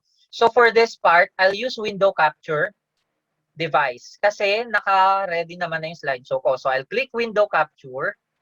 Ayan, tapos lagyan ko ng PowerPoint. O dito pala sa part na to, mga ma'am and sir, kailangan yung PowerPoint na Word naka-encode ha, at hindi siya PPT. Minsan kasi yung mga devices natin, hindi nila madedetect, no? Ito kasi kailangan madetect siya. Okay, so I'll click on PowerPoint, naka-add existing ako. Sa inyo po, create nyo po kayo, then PowerPoint, then click OK na. Okay, so once that happened, let's see, ayan. So once that happened, pag click nyo po yung OK, may lalabas po na option na mga PowerPoint. So syempre doon tayo sa slideshow. Okay, let me fix that, no? So, sa slideshow po, no, automatic ganyan po yung itsura niya, no? Makikita na po agad yung slideshow. Ngayon, kung ibang PowerPoint yung na-detect niya, yung hindi naka-slideshow, dapat piliin nyo po sa window yung mismong slideshow. So, kailangan makita nyo yung PowerPoint nyo na naka-full screen. Bago po ninyo i-click yung OK. Okay? So, pag nangyari po yun, ganito po yung magiging itsura niyan sa inyong screen, no? So, nakalagay na po dyan yung PowerPoint. Tapos, ikaw, makikita nyo po, no, nung drinag ko po yung pag click po natin yung window ni PowerPoint, pwede natin yung resize kung gusto natin malaki, or naka full screen, or kung gusto natin maliit, di ba? Pero syempre, we wanted our students to see the PowerPoint large enough, even for those who are using just the cell phones, di ba? So mas mahalaga po na mas malaki yung slide natin compared sa ating picture or sa ating camera. Mapapansin nyo po ngayon, dahil nauna po nating nilagay si camera, natapunan po siya ni PowerPoint. So what I could do here, para nasa ibabaw yung aking camera, is punta po ulit ako sa sources, mapapansin nyo, siya yung pinaka nasa ilalim. So kung ano yung arrangement ng sources, ganun din yung arrangement niya, literally sa pagkakapatong-patong. Okay? So mahalaga na si camera nasa pinakataas yan. So i-click nyo lang siya ng left click, i-drag nyo lang siya pataas. Okay? Para mauna po si camera at siya yung nasa ibabaw. Okay? Ganun lang po yon. So ito, syempre may natakpan na dyan, di ba? Medyo hindi siya kaaya-kaya sa part naman ng mga students. Ayan. So pwede kong i-resize yung aking camera, o kaya yung PowerPoint na gagawin ko is i-intend ko na lang na walang text sa part na to, sa upper right, para naka-ready na ako na walang matatakpan talaga sa mga babanggitin ko mamaya. Okay? So, i-take into account din po natin, no? Kasi lalagyan natin yan ng camera. Make sure na pag naglagay tayo ng camera dyan, wala pong matatakpan na part ng slide. Ito namang, ayan, ay mga ano lang yan, no? Ano ba yan? Logo lang yan. So, okay lang kahit matakpan. Hindi naman yan gagamitin sa lesson. Okay? So, if we feel like this is okay, ganyan na po yung setup natin. Naka-ready na siya. Then, all we have to do now is to go to controls and then click start recording. Pagka-click po natin ng start recording, automatically, mapapalitan yung controls natin ng stop recording. Okay? So, wag natin yung i-click si stop hanggang di pa tayo tapos. So, ayan, naka-ready na yung PowerPoint, may camera ka na dyan, then you can start discussing. So, babalik na ako ngayon sa PowerPoint ko na naka-slideshow. At ito na po, pwede na ako mag-start ng recording. So, pwede na ako mag-discuss dyan, ayan, hanggang matapos ko yung discussion sa dulo. And then, once that's done, then tapos na yung aking recording. Kunwari, tapos na po yung aking recording. So, babalik po ako sa OBS Studio. Okay, sa OBS Studio po ako babalik. Then, ang gagawin ko po is i-stop ko na yung recording. So, I'll stop the recording here. And then, antayin nyo lang po siya na magpalit ulit sa start recording. Dito sa stop recording sa baba, ha? Okay? So, okay na po yun. Ngayon, saan napunta, sir, yung file ko ng recording? So, ito, mahalaga din. Baka mamaya, nag-record nga kayo, pero hindi nyo mahanap saan ba napunta yung file ko. Ano ba yan? Nakapag-record naman ako, pero hindi ko mahanap. Okay? So, gawin po nating personalized kung saan tayo makakahanap ng pagre-record, no? So, dito po tayo sa file, sa taas, sa pinakataas, sa kaliwa. Yan, may file na Word dyan. I-click nyo po yan, tapos show recordings. Okay? Ayun po, pag show recordings, ayan, hanapin nyo na lang po siya dyan. No? So, ito yon yung part na yon. No? So, let me stop sharing again. Para lang makita po ninyo, isi-share ko din with sound. Okay? Ayan. So, isi-share ko din po para makita ninyo. So, ito na po, no? Isi-share natin with sound ang ating recorded video. So, ito yung recorded video natin. I'll just double-click this and I'll start playing. Tignan natin kung nakuha ba yung boses ko. Yung mapapalitan yung controls natin ng stop recording. Okay? So, wag natin yung i-click si stop hanggang di pa tayo tapos. So, ayan, naka-ready na yung PowerPoint, may camera ka na dyan, then you can start discussing. So, babalik na ako ngayon sa PowerPoint ko na naka-slideshow. At ito na po, pwede na ako mag-start ng recording. So, pwede na ako mag-discuss dyan, ayan, hanggang matapos ko yung discussion sa dulo. And then, once that's done, then tapos na yung aking recording. Kunwari, tapos na po yung aking recording. So, babalik po ako sa OBS Studio. Okay, sa OBS Studio po ako babalik. Then, ang gagawin ko po is i-stop ko na yung recording. So, I'll stop the recording here. Okay, o, di ba? So, napakadali po nun, di ba? Masyadong dinalian ni OBS Studio ang trabaho natin to record the videos, no? So, syempre, minsan, tayo mga teachers, gusto natin may aesthetic appeal naman yung ating i-record, di ba? So, itong part na to, mapapansin niyo po dito mga teachers and students, ay rectangular lagi yung camera ko. Actually, pwede ko yang baguhin. So, nakadepende na lang yun sa atin, no, kung gusto natin. Halimbawa, gusto nyo gawing bilog yan. Okay? Pakita ko lang po muna ha. Let me try that first. So, kung gusto kong gawing bilog itong camera instead na rectangular, kasi masyadong malaki yung space niya, so, ito yung pwede kong gawin, no? Mamaya po ituturo ko sa inyo. Okay? Ayan. Okay, ganyan muna siya. And then, punta ako sa desktop. Hanapin ko yung naka-ready ko. Okay, mamaya po, tingnan niyo yan. Okay? Close. Diba? Makikita niyo po dito, teachers and students, naging circular na yung yung crop, na-crop yung aking yung image ko into just circle. Para at least, 'di ba, medyo less ang space, at the same time mas maganda kasi siyang tignan for me, no? Pero kung okay na kayo dun sa rectangular, okay na 'yon. So how did I arrive with that, no? So first things first, no? Let's try to use PowerPoint in making the background so that we can crop our image, no? Let's use PowerPoint to do that. So let me start with a blank, and then I'll try to insert, let's insert a shape, no? Let's insert a rectangular shape first. Okay, so click insert. Alam niyo na po yan, no? Insert a shape. Okay, gawa tayo dito ng rectangle first. Pero gagawin natin, sasakupin natin yung buong slide ng rectangle, okay? Siyempre, palitan natin yan. Gawin natin yung black. So, dapat all black po yung laman rectangle, ha? And then this time, let's insert a circle. Okay? So let's maximize this part here, no? Kailangan nakagitna siya, at the same time, sakop. At kailangan circle talaga siya, kasi baka maging oblong. Okay, so I think okay na yan. Papalitan ko tong blue, gagawin kong white. Okay, ang theory kasi natin, lahat ng nakaitim maaalis mamaya sa ating camera. Tapos lang, kung ano lang yung kulay white dyan, dyan lang ako malalagay. Yun yung theory niyan. So, now that this is okay, then I'll click File. I-save na lang natin to as image. Tapos ilagay ko na lang sa desktop natin. Okay? Yan. So, lagay natin mask. Okay. So, I'll click Save. Syempre, PowerPoint pala yun, no? So, don't forget to save it as an image. So, JPEG dapat ang piliin. Okay? Para maging JPEG. So, just this one. Let's check no kung nandun na siya sa ating desktop. Ito. Ayan na po siya. Okay, di ba? So, ayan na, naka-ready na yung ganyan natin. Gagamitin po natin yan as a masking tool for our camera. So, balik tayo sa OBS Studio. Again, let's go back to OBS Studio. Tapos, alisin ko lang yung filter ng aking camera para mabalik natin. Let's remove that. Okay, ayan. So, di ba po, ganyan yung setup natin kanina ng camera natin, rectangular lang siya. So, ang gagawin ko siyang circular, di ba, as you have seen earlier. So, I'll click on the sources again. I'll focus on the plus button. So, click nyo lang yung plus button. Sorry. Sa sources, click nyo po yung camera na nagawa nyo kanina. So, yan, magpupula dapat yung camera ninyo sa screen. So, right-click nyo po yan. Nakikita nyo po yung word na filters. Okay?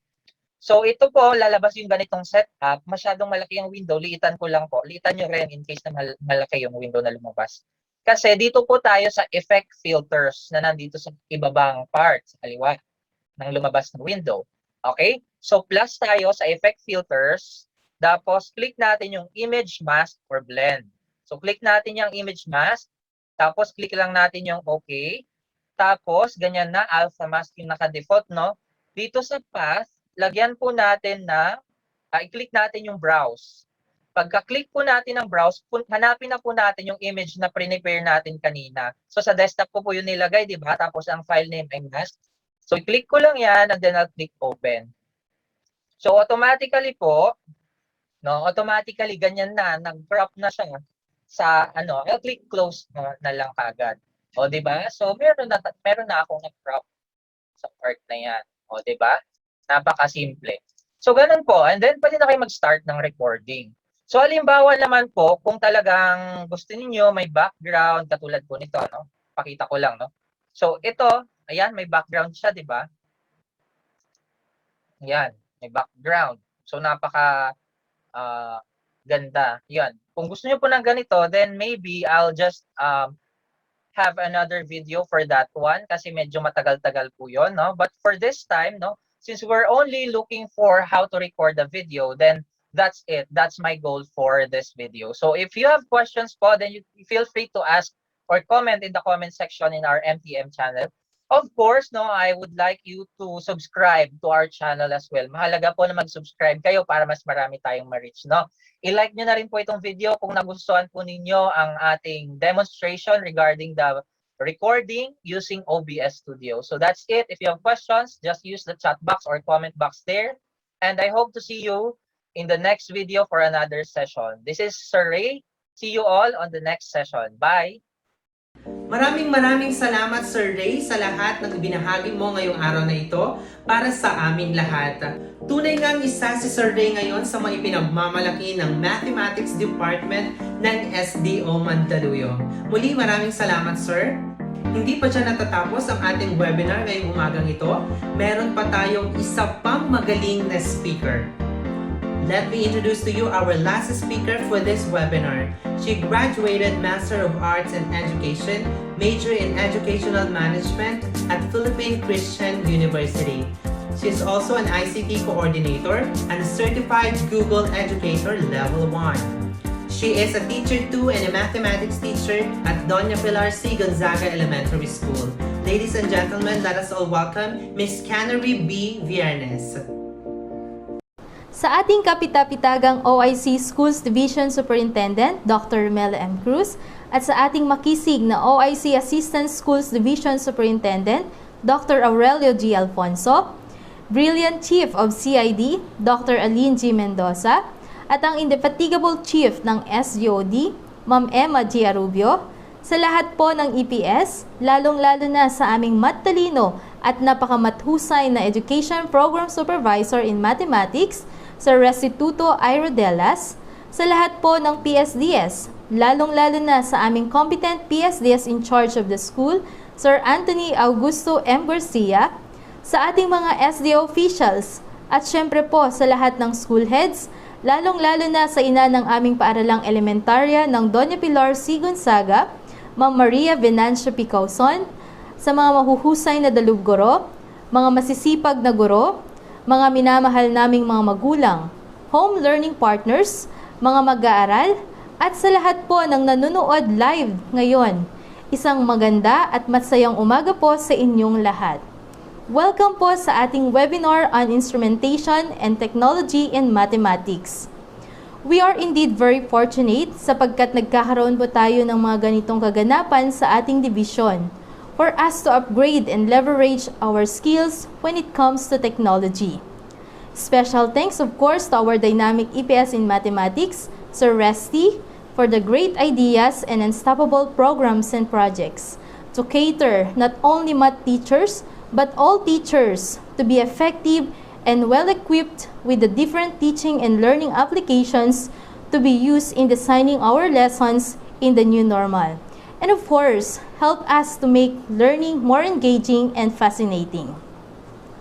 Okay, so the topic that I will be discussing is effective utilization of Canva in math class. Sino-sino po sa inyo ang gumagamit na ng Canva for education? I believe not only the teachers but learners have also created their account in Canva. Pa-comment naman po dyan ng yes sa ating comment section for us to recognize po kung gaano nakadami ang gumagamit ng app na ito.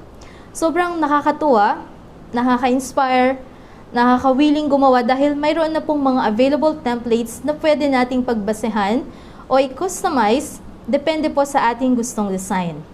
Alright, so mayroon na po akong mga nakikitang nagko-comment ng yes. Ibig sabihin, marami na po tayong gumagamit ng Canva. At sa mga wala pa pong mga account, you can go to canva.com and sign up for you to enjoy also the different features of Canva. Please sign in with your deped.gov.ph account para po makasabay po tayo ngayon. Okay, so please allow me now to share my screen po for us to see the interface of Canva. Alright, so ang una po natin gagawin is mag-open ng browser. And then sa Omnibox, i-type natin ang canva.com. So once na nag-open na po, ito yung makikita nating interface. Ang home, templates, feature, and learn. So maganda po na isa-isahin muna natin para maging familiar tayo sa iba't ibang features ni Canva.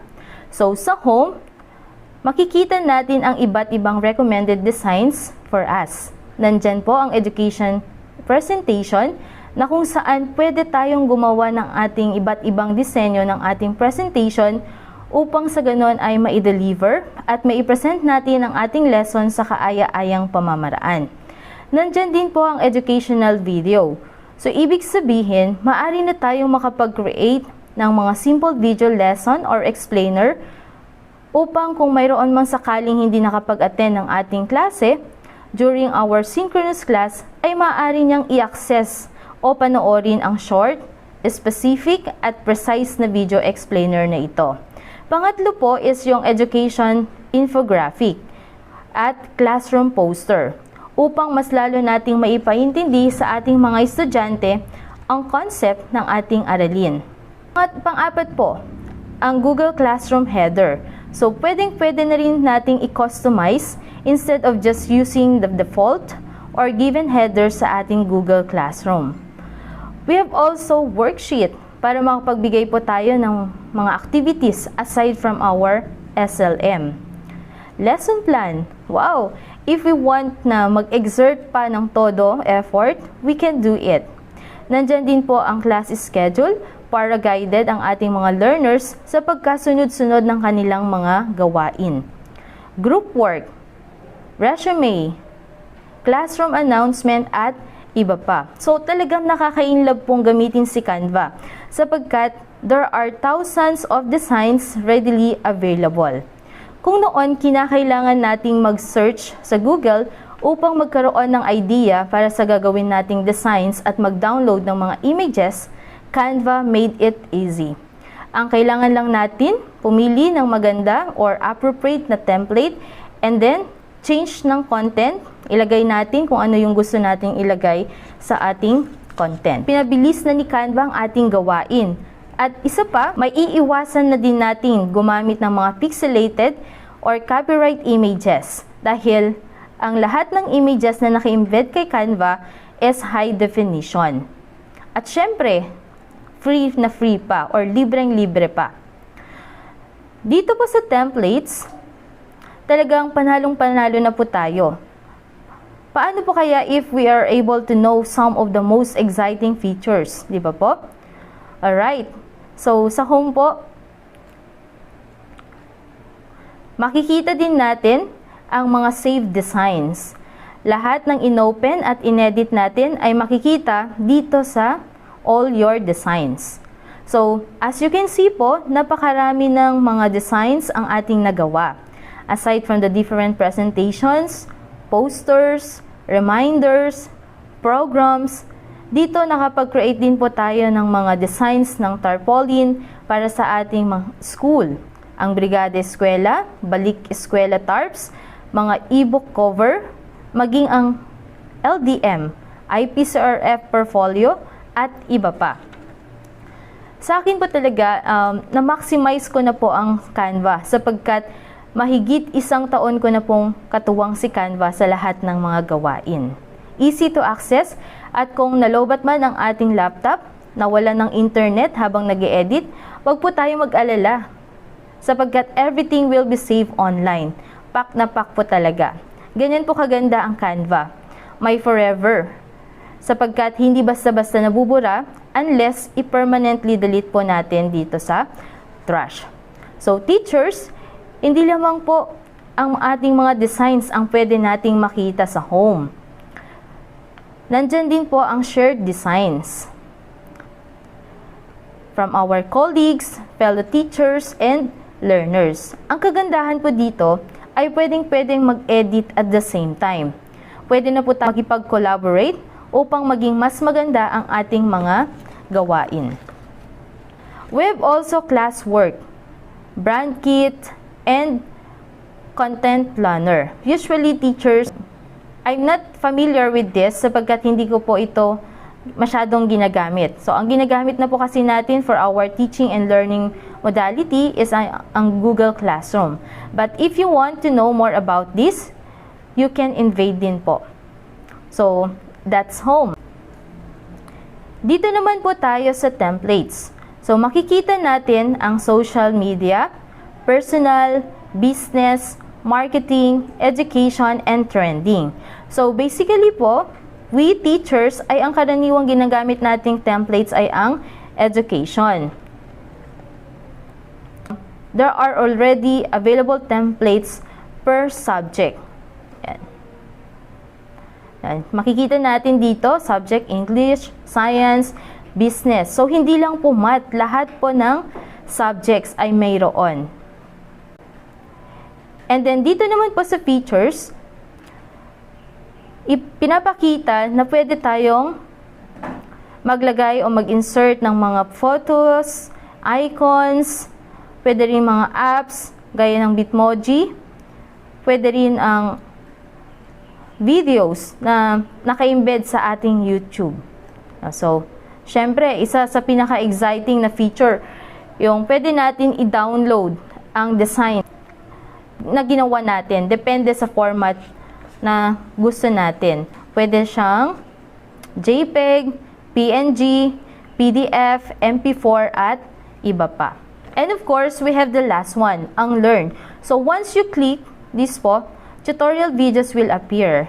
And if you wish to explore and know more about it, you can watch it. Ayan. So, makikita natin dito yung mga tutorial videos. Alright, so introduction pa lamang po yun. Let's get started with our main topic for today. And that is utilization of Canva in math class. So, balikan ko lang po yung ating presentation.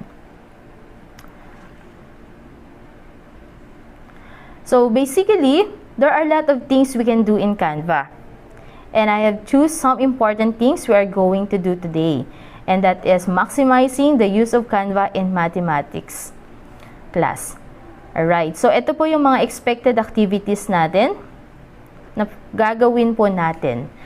Welcome post, all about me, classroom rules, class schedule, educational presentation and video, group work activities, classroom poster, at educational sticker. Alright, so let us first start with the simplest. Ang welcome post. Sa ating math class, of course, hindi naman lahat is educational presentation ang makikita po, di ba? Lalong-lalo na ngayon, kaka-start pa lang po ng ating klase, mahalaga po na magkaroon po tayo ng mga ganitong bagay para po ma-feel ng ating mga estudyante that classes are already started. So, maiiba yung kanilang mindset, mababago sapagkat malamang nasa bakasyon pa ang kanilang mga pag-iisip. Anyway, gaya po ng sinabi ko kanina, madali lamang po ang paggawa sapagkat pipili na lamang po tayo ng templates and then we need to edit the content. So, ito po yung napili kong welcome post.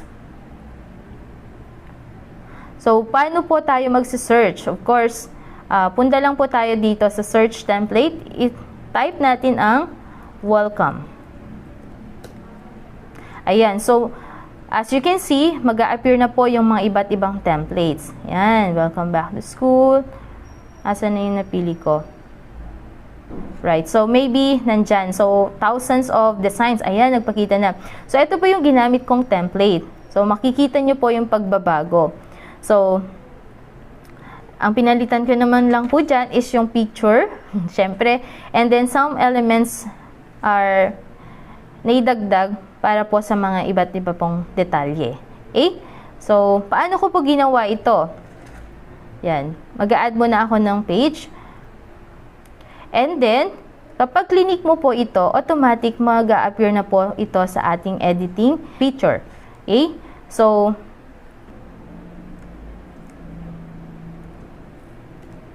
welcome to math class. Okay? For example, welcome to math class. Since this is a welcome post. And then, palitan po natin ito ng terrific star.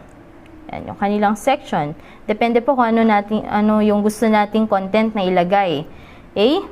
School year 2020, 2021, 2022. Alright. So, yan. Napalitan na po natin yung details. So, if we wish to change also the font, pwede natin gawin yan. So, parang nag-edit lang tayo sa Microsoft or sa Word, di ba? So, i-highlight lang po natin and then, punta po tayo dito sa different fonts. Pindutin natin yung arrow down and then magpapakita na po ang iba't ibang font na pwede nating gamitin. So, kung okay na sa inyo yon or gusto nyong palitan, depende na po ito sa atin. Yan. So, alright. Gusto natin ng medyo maarte, yan, pwede tayong gumamit ng script. Alright, so, syempre, papalitan natin yung picture. Kailangan yung mukha natin para at least na-identify tayo ng ating mga estudyante. Paano po natin gagawin yon? So, as you can see here, at the left side, meron po tayong templates. Sa baba ng element, nandun yung upload. So, i-upload natin yung picture natin. So, kung yung picture natin is nasa self or nasa laptop, pindutin lamang po natin yung upload media. And then, it will direct you to your computer files. And then, pindutin mo lang po kung ano yung gusto mong i-upload. But since na-upload ko na po yung picture natin, ayan. So, ito po. Ayan. Pag pinindot mo po yan, automatic, mapupunta na po siya dito. So, hindi naman po magandang tingnan kung meron siyang background, di ba? So, anong gagawin natin? I-click lang po natin si image, pindutin si edit image, and then background remover. Yan. So, hintayin lang po natin na mag-process. Automatic na pong natanggal yung kanyang background. So, pwede natin i-crop kung meron po tayong katabi. And para po mabawasan din yung kanyang space na yan. Kasi masyadong malaki. Ayan, nagbalik siya. Edit image and then background remover. So, ganyan kagaling si Canva, di ba? Noon, kailangan pa natin ng Photoshop para po matanggal natin yung background. Dito po kay Canva, free na, napakadali pang gawin. Ayan, so natanggal na siya. Then, gusto nating palakihan, i-adjust lang natin po yung sa corner, i-drag natin. Ayan, so if that's okay for you, okay na. And then, syempre, palitan po natin tong details na to. Paano? Yan, tinanggal ko muna. Dito naman po tayo sa text. Okay? Lalagay natin dyan, syempre, yung pangalan natin. Canary B. Viernes. Alright, so as you can see, white po siya. White na yung background natin, tapos white pa yung text. Nanditan ka lang konti. Kailangan, palitan natin ng font color. So, paano natin gagawin yon? So, pindutin lang po natin yung text na linagay natin, and then, text color, pwede natin palitan ng black. And that's it. Diba? O, yan, nakapaglagay na po tayo ng text. Siyempre, lagay din natin, sino tong pangalan, ano tong pangalan na to? Ilagay natin, subject teacher. Yan.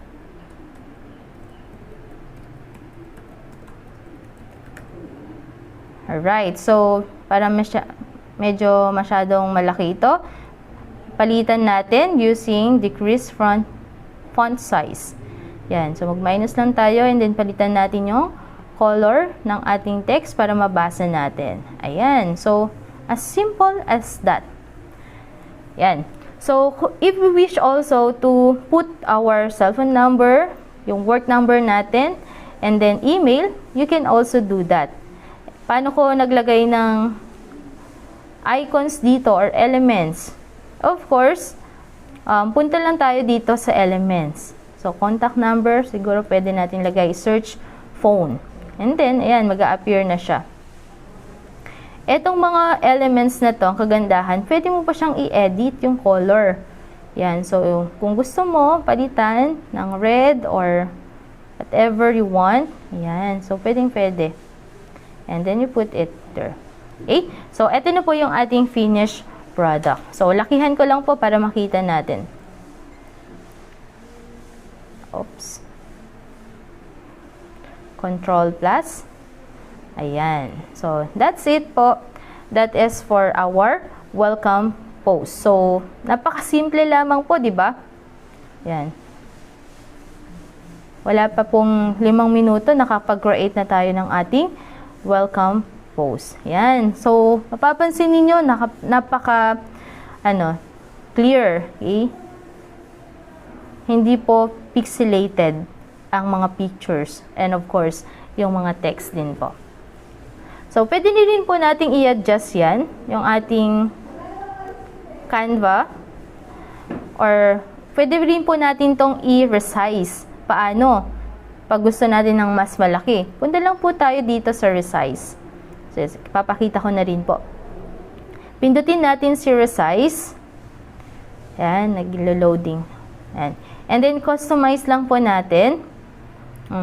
Gusto natin 36 inches by 36 inches. Parang ang laki na na. So, pwede naman 36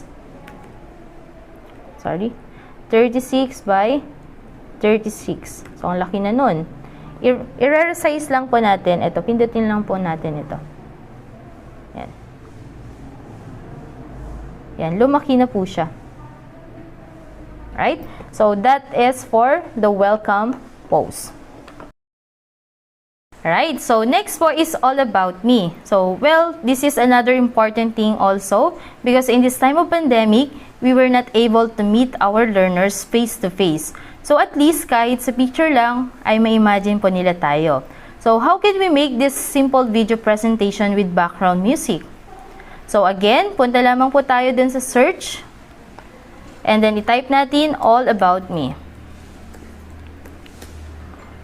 Once na-click na po natin, mag-a-appear po dyan yung mga iba't ibang templates. Ayan, so hanapin ko lang po yung template na ginamit ko. Ayan, so ito po. Medyo magkaiba na po, no? Pero, ito yung template. Pwede kasi natin customize yung color, yung background color, and then some of the elements, pwede rin po tayong magdagdag. So, dito naman po, tuturuan ko po kayo paano maglagay ng background music. So, wow! Sa Canva, meron na siyang pa-background music. Yes! Hindi na natin kailangan ng applications for us to embed the audio. So, sa kaliwang part po, yan, nakikita po natin nandun ang audio. So, i-click lang po natin ang audio, then mag-a-appear po ang iba't ibang mga music or kanta. Since ay napili na po ako and this is the bird song. And so, try ko lamang po i-delete. Yan. Makikita mo na po dito sa ating recently used. So, since ito yung gusto kong i-embed sa ating video presentation, pipindutin ko lamang po and then makikita na natin dito. So, dito sa taas, yan, makikita po natin ang blue colors and then gray colors. Ano ibig sabihin nito? Itong blue po, dito po magi-start at dyan po nag-end yung ating music. So, pangit naman po kung nandito siya sa umpisa and then biglang makakat, di ba? So, pwede nating i-adjust yan. I-move natin dun sa dulo. At least yung ending, maganda yung hindi siya bigla-biglang makakat. Alright, so nakapag-embed na tayo ng music. We can also put some effects. Paano? So, i-click lamang po natin yung ating itong page 1 and then sa taas, makikita po natin ang mga iba't ibang animation. Page animation. So, pipili lang po tayo dyan kung anong gusto natin. Yan. So, pwede na po siguro ito. Breathe and then you can find some more kapag gusto natin pang mas maganda. Okay? And then dito sa taas, pwede rin po natin i-adjust yung kanyang timing. So, if you want 5 seconds or 10 seconds and more than that, pwede natin siyang i-adjust. Okay. So, since nakapaglagay na po ako ng iba't ibang effects or animation, yan. All I need to do is to download it. But, syempre, bago po natin i-download, make sure na na-edit na po natin yung mga content ng ating presentation. Yan. So, pwede tayo maglagay ng picture. Paano ko ginawa yan? So, nandito po sa aking uploads. Yan. Tanggalin ko muna po. And then, hanapin ko lang si picture. Yan. Loading. Nahihirapan na po ata magbasa si Canva. I see, yes. Ng mga pictures. And so, nagpakita na siya. Pindutin lang natin and then i-shoot natin siya dito sa ating frame. So, parang putol na yung ulo, pwede natin siyang i-adjust. Double click lang natin and then if you are done, check natin or pindutin natin yung check or done. So, ayan.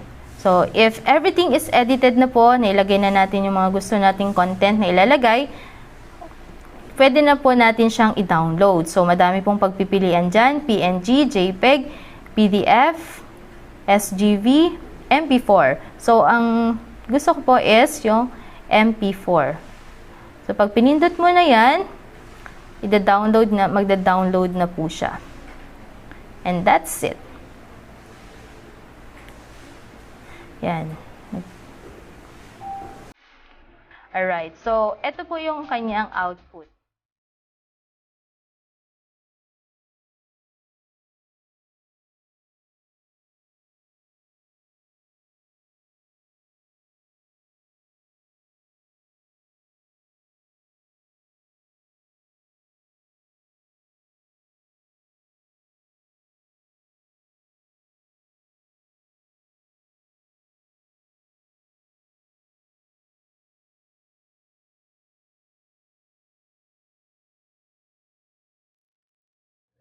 Next, classroom rules and etiquettes. So, same lang po sa ating ginawa kanina. Ito po.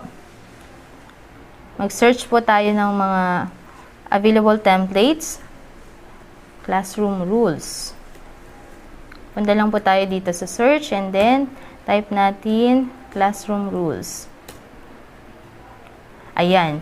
So, ito po yung ginamit kong template. Ayan. Black and white, di ba?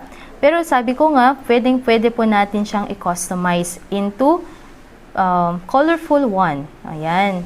So, yung content niya, galing po dito. And then, ginawa po natin siyang colorful. So, alam naman po natin na mas nawibili yung mga bata kapag colorful yung ating presentation. Nagaganaan silang magbasa rather than having the black and white.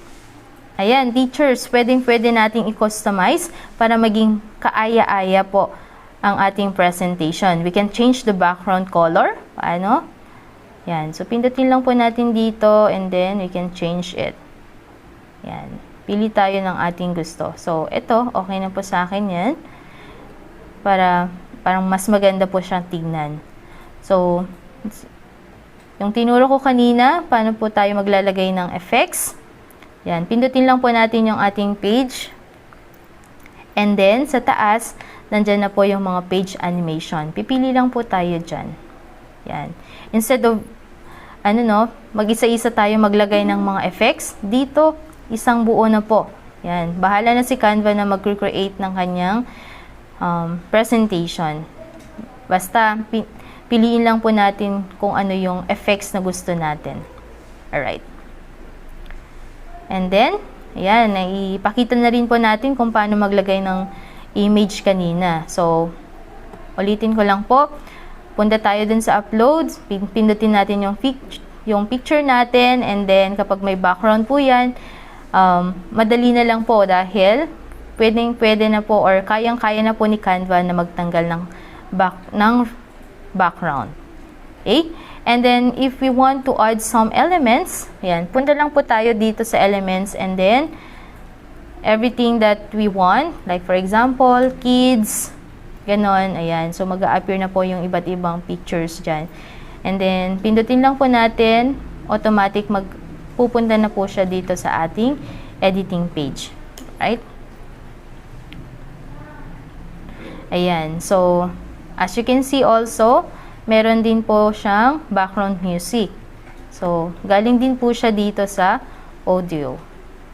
And then, sabi ko kanina, para maganda yung ending, pwede natin i-move po ito. So, mag-start na po siya dyan.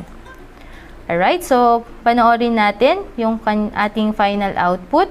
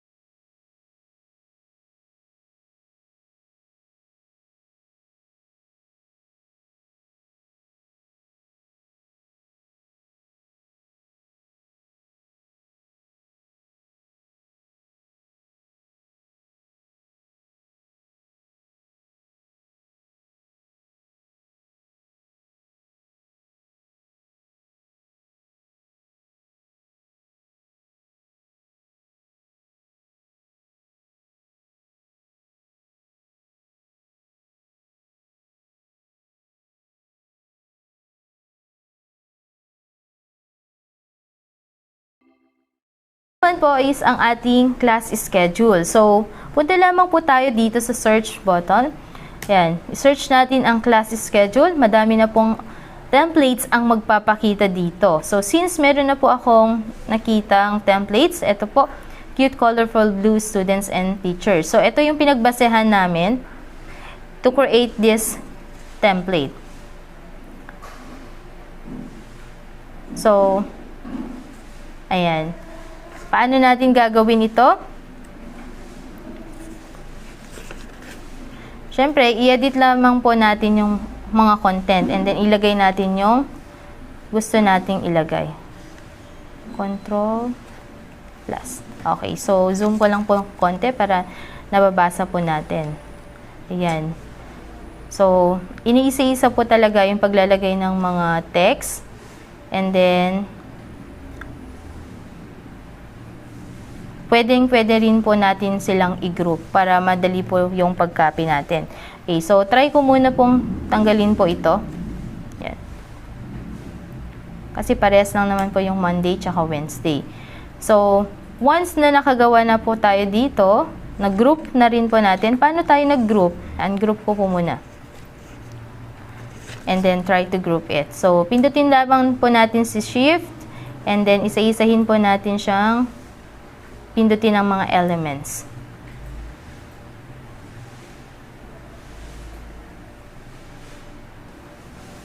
Okay, so once na napindot na natin lahat ng elements, pwede na po natin siyang i-group. So, ayan. Group na. And then, copy natin, lagay natin dito sa Wednesday. Then, i-move natin, drag natin like that. And that's it. Ganyan lang po kadali. Okay?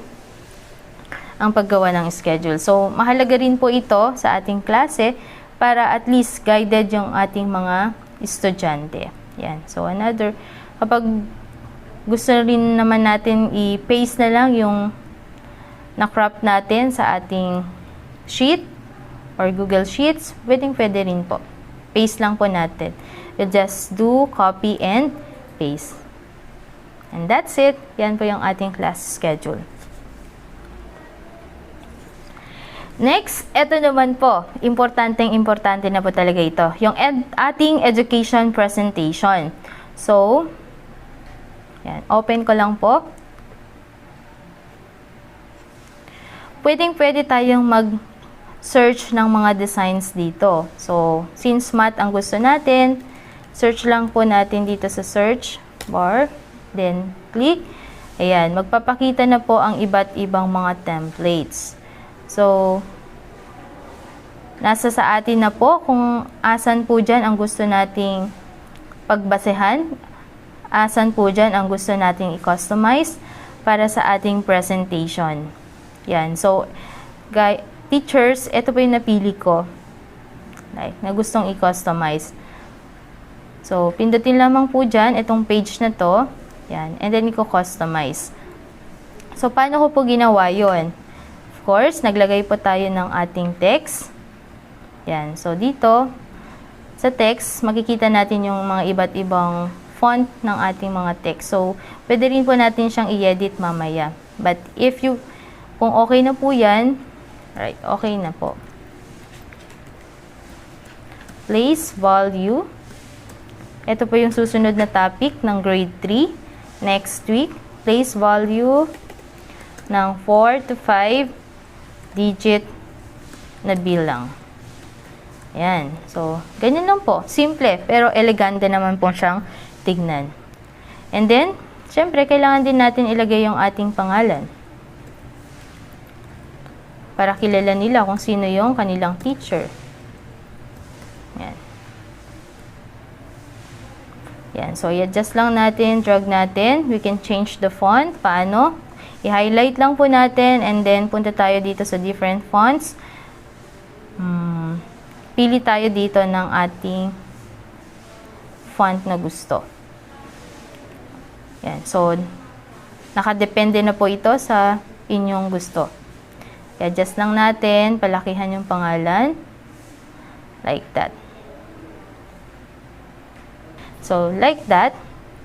And then, sino to? Siyempre, lagay natin yung kanyang designation. Guro.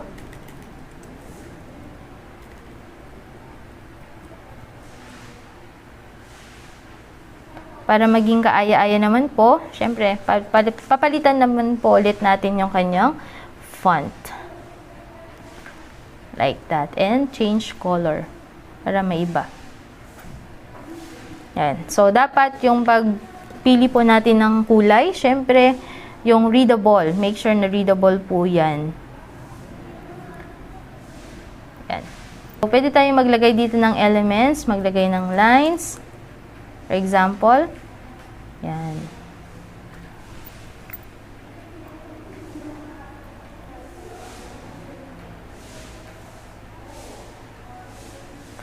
Yan. So, pwede rin tayong gumamit ng graphic lines. Yan. Yan. So, napakagaling talaga ni Canva dahil meron din siyang mga recommendations. So, kung may nakita po kayong maganda dyan, ayan, pindutin nyo lang and then, automatic na siyang pupunta sa ating editing page. Right? So, syempre, para mas maganda, palitan natin yung kanyang color. And that's it. Ganyan lang po kasimple gumawa sa Canva. Yan. Hindi na natin kailangan pumunta sa iba't ibang hindi na po natin kailangan pumunta sa ibang tab para mag-search ng mga photos because everything that we need is available sa Canva. Okay? So, last meeting, ang pinag-aralan natin is yung pagpapakita ng bilang. So, sa paggawa ng ating presentation, importante na mayroon din tayong balik-aral. Yan. So, paano natin ginawa yon? Dito sa ating templates, it doesn't mean na kung ito yung template na gusto natin, yan na lang ang gusto natin. Pwede rin po tayong magbago. Okay, mag-add page lang po ako. Then, pilit ulit po tayo ng template dyan.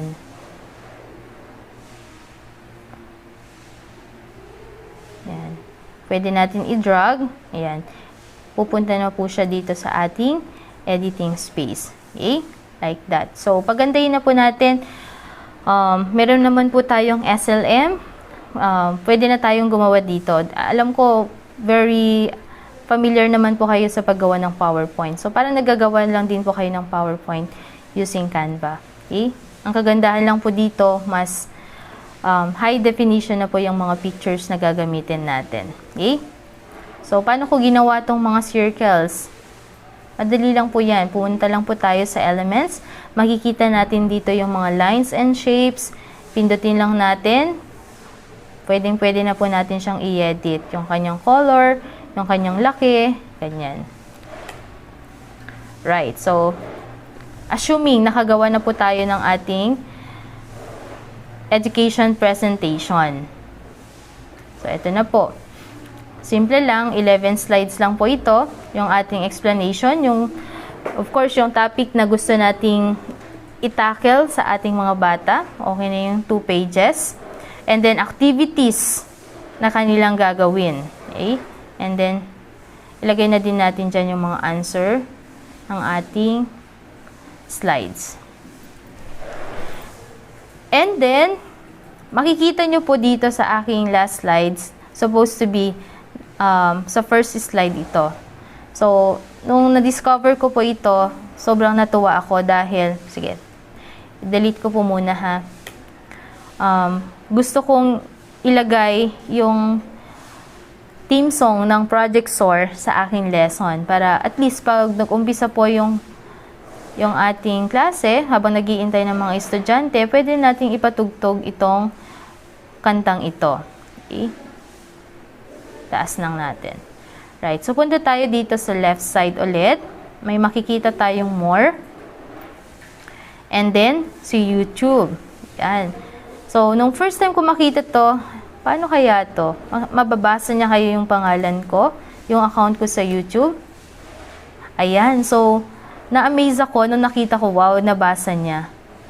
Yan. So, makikita po natin dito yung mga videos uploaded. Yan. Pero, hindi lahat. So, kailangan maging specific tayo. Since alam naman po natin yung title, lagay na po natin. Project SOAR. And then, automatic magpapakita na po siya. Pag pinindot po natin yan, yan. Pupunta na po siya dito. Ayan, naparami ako ng click. So, isang click lang. Pupunta na po dito sa ating slide. So, ayan, nakakatuwa po, di ba? So, hindi na natin kailangan pumunta pa sa YouTube, mag-add tab. No, we can do this as easy as that. Okay? So, try ko pong i-present. Paano natin i-present?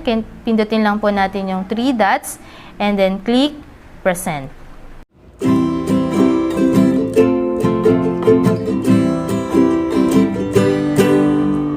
Halina mga bata, tayo nang mag-aral sa math, walang mag-iwan. Sayang mag-aral, tayo nang matuto upang ika'y umasenso. Maging matyaga, maging matalino, halina't mag-aral na tayo. Maging matyaga, maging matalino, halina't mag-aral na tayo.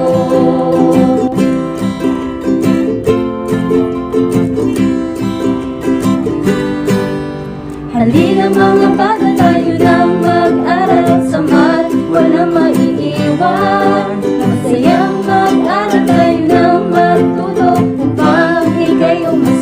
puso. Maging matyaga, maging matalino, halina't mag-aral na tayo. Maging matyaga, maging matalino, halina't mag-aral na tayo. Halina, halina, halina't mag-aral na tayo. Halina, halina, halina, mag-aral na tayo.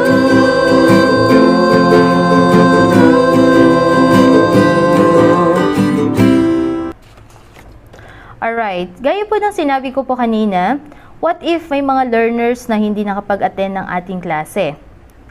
And so, pwede na po tayong gumawa ng short video lecture kahit 2 to 3 minutes lang. So, syempre, gagamitin na po natin itong slide deck na ito. So, paano po tayo magre-record ng ating video lesson? So, since ready na po ito, punta na lang po tayo dito sa 3 dots. And then, pindutin natin ang present and record. Alright, so once na nag-start na po tayo mag-record, makikita po natin yung ating picture. And then, magbibilang po siya ng 3 seconds for us to ready our presentation. So, ayan, nakikita po natin, nagre-record na siya. So, by the way, hindi po natin maririnig yung boses ngayon because I'm also using my screen and microphone to record this video. So, napakaganda po ni Canva sapagkat hindi na po tayo gagamit ng iba't ibang application para makapag-create po tayo ng ating video lessons. Kay Canva, mag-sign in ka lang, makakagawa ka na po doon ng napakagandang mga video lessons. 1 to 3 minute video explainer is good enough para may explain po natin yung concept sa ating mga estudyante. So, yan po ang napakagandang features ng Canva.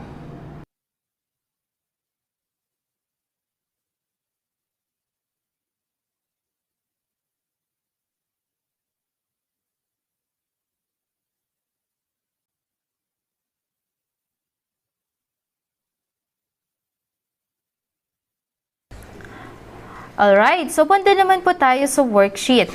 Bakit kailangan? May SLM naman, may CLADE naman. This is a supplementary. Kung may advanced learner po tayo, don't limit their learnings. Give them advanced activities. Ganun din po kung meron tayong mga kailangang ibigyan ng attention at intervention, the best po talaga ito. Okay? So, search lang po tayo dito ng iba't ibang templates. Worksheet. Mag-a-appear na po yung mga iba't ibang templates. So, mag-add lang po ako ng isang page. Kung meron po siyang related dito, like for example, place value. Ayan. So, meron na siyang mga available templates. So, all we need to do is to drag it, put it in our editing space. And then, since English po ito, at ang grade 3 ay Filipino, pwede na natin siyang i-customize. Yan. Para sa mga advanced, siguro okay na po itong English. Pero dun sa mga kailangan ng intervention at attention, gawin po natin itong Filipino. Sabi ko nga kanina, pwede natin itong i-share sa ating mga estudyante. Paano? So, makikita po natin dito sa taas. Yan, share, katabi ng download. So, pindutin lamang po natin. Pwede natin siyang i-share. Share a link to edit, share a link to use template, share a link to view. So, kung gusto nating ma-view lang ng ating mga estudyante, syempre, yung view lang. And then, ika-copy natin yung link at yun ang isa-send natin sa kanila. Pero, kung gusto natin silang mag-edit mismo dito sa ating template, i-share natin yan as to edit. Kailangan, yung template natin, yung original template natin is hindi nagagalaw. So, kailangan ang i-share natin is yung share a link to use template. So, kapag binigyan po natin sila ng link na to, they can make or create a copy. And then, pwede na po silang mag-edit doon without changing our original template. So, maganda po yun, di ba? So, as if nasa loob pa rin sila ng ating classroom because they have that group activities. Alright, so yun po yung ating worksheet. Now, pwede rin po tayong magbigay ng mga education stickers sa ating mga learners. Most especially since nagkakaroon po tayo ng mga group activities, pwede natin silang bigyan ng sticker per group para po mas lalo silang nagaganahan, na encourage, ganun. Okay? So, paano tayo makakapag-create ng education sticker? Good news kasi nandito na sa Canva ang mga different education stickers. Yan, so mga digital feedback stickers. Nandito na po, pili lang po tayo or you can download everything po para iba-iba. Yan. So, scan ko lang po. Napakadami. So, Verb, you are super sensational.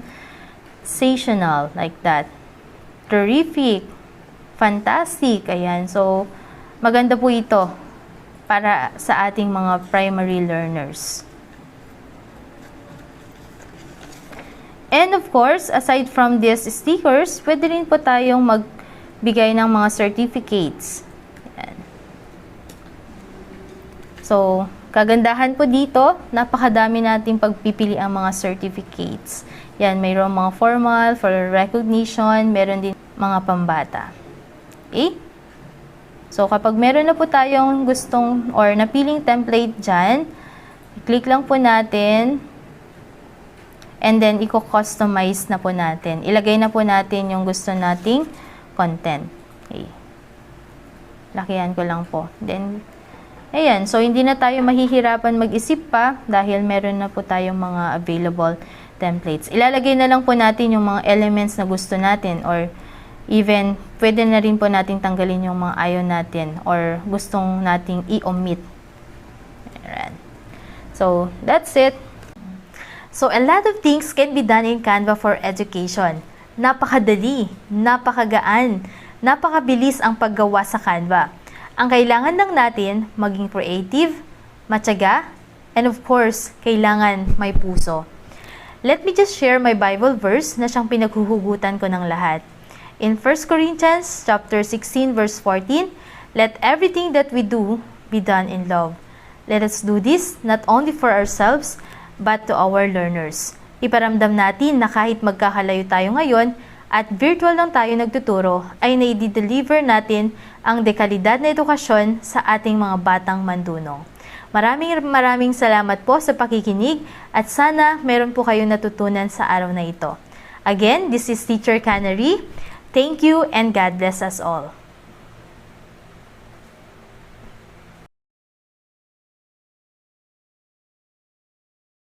A series of webinars in mathematics.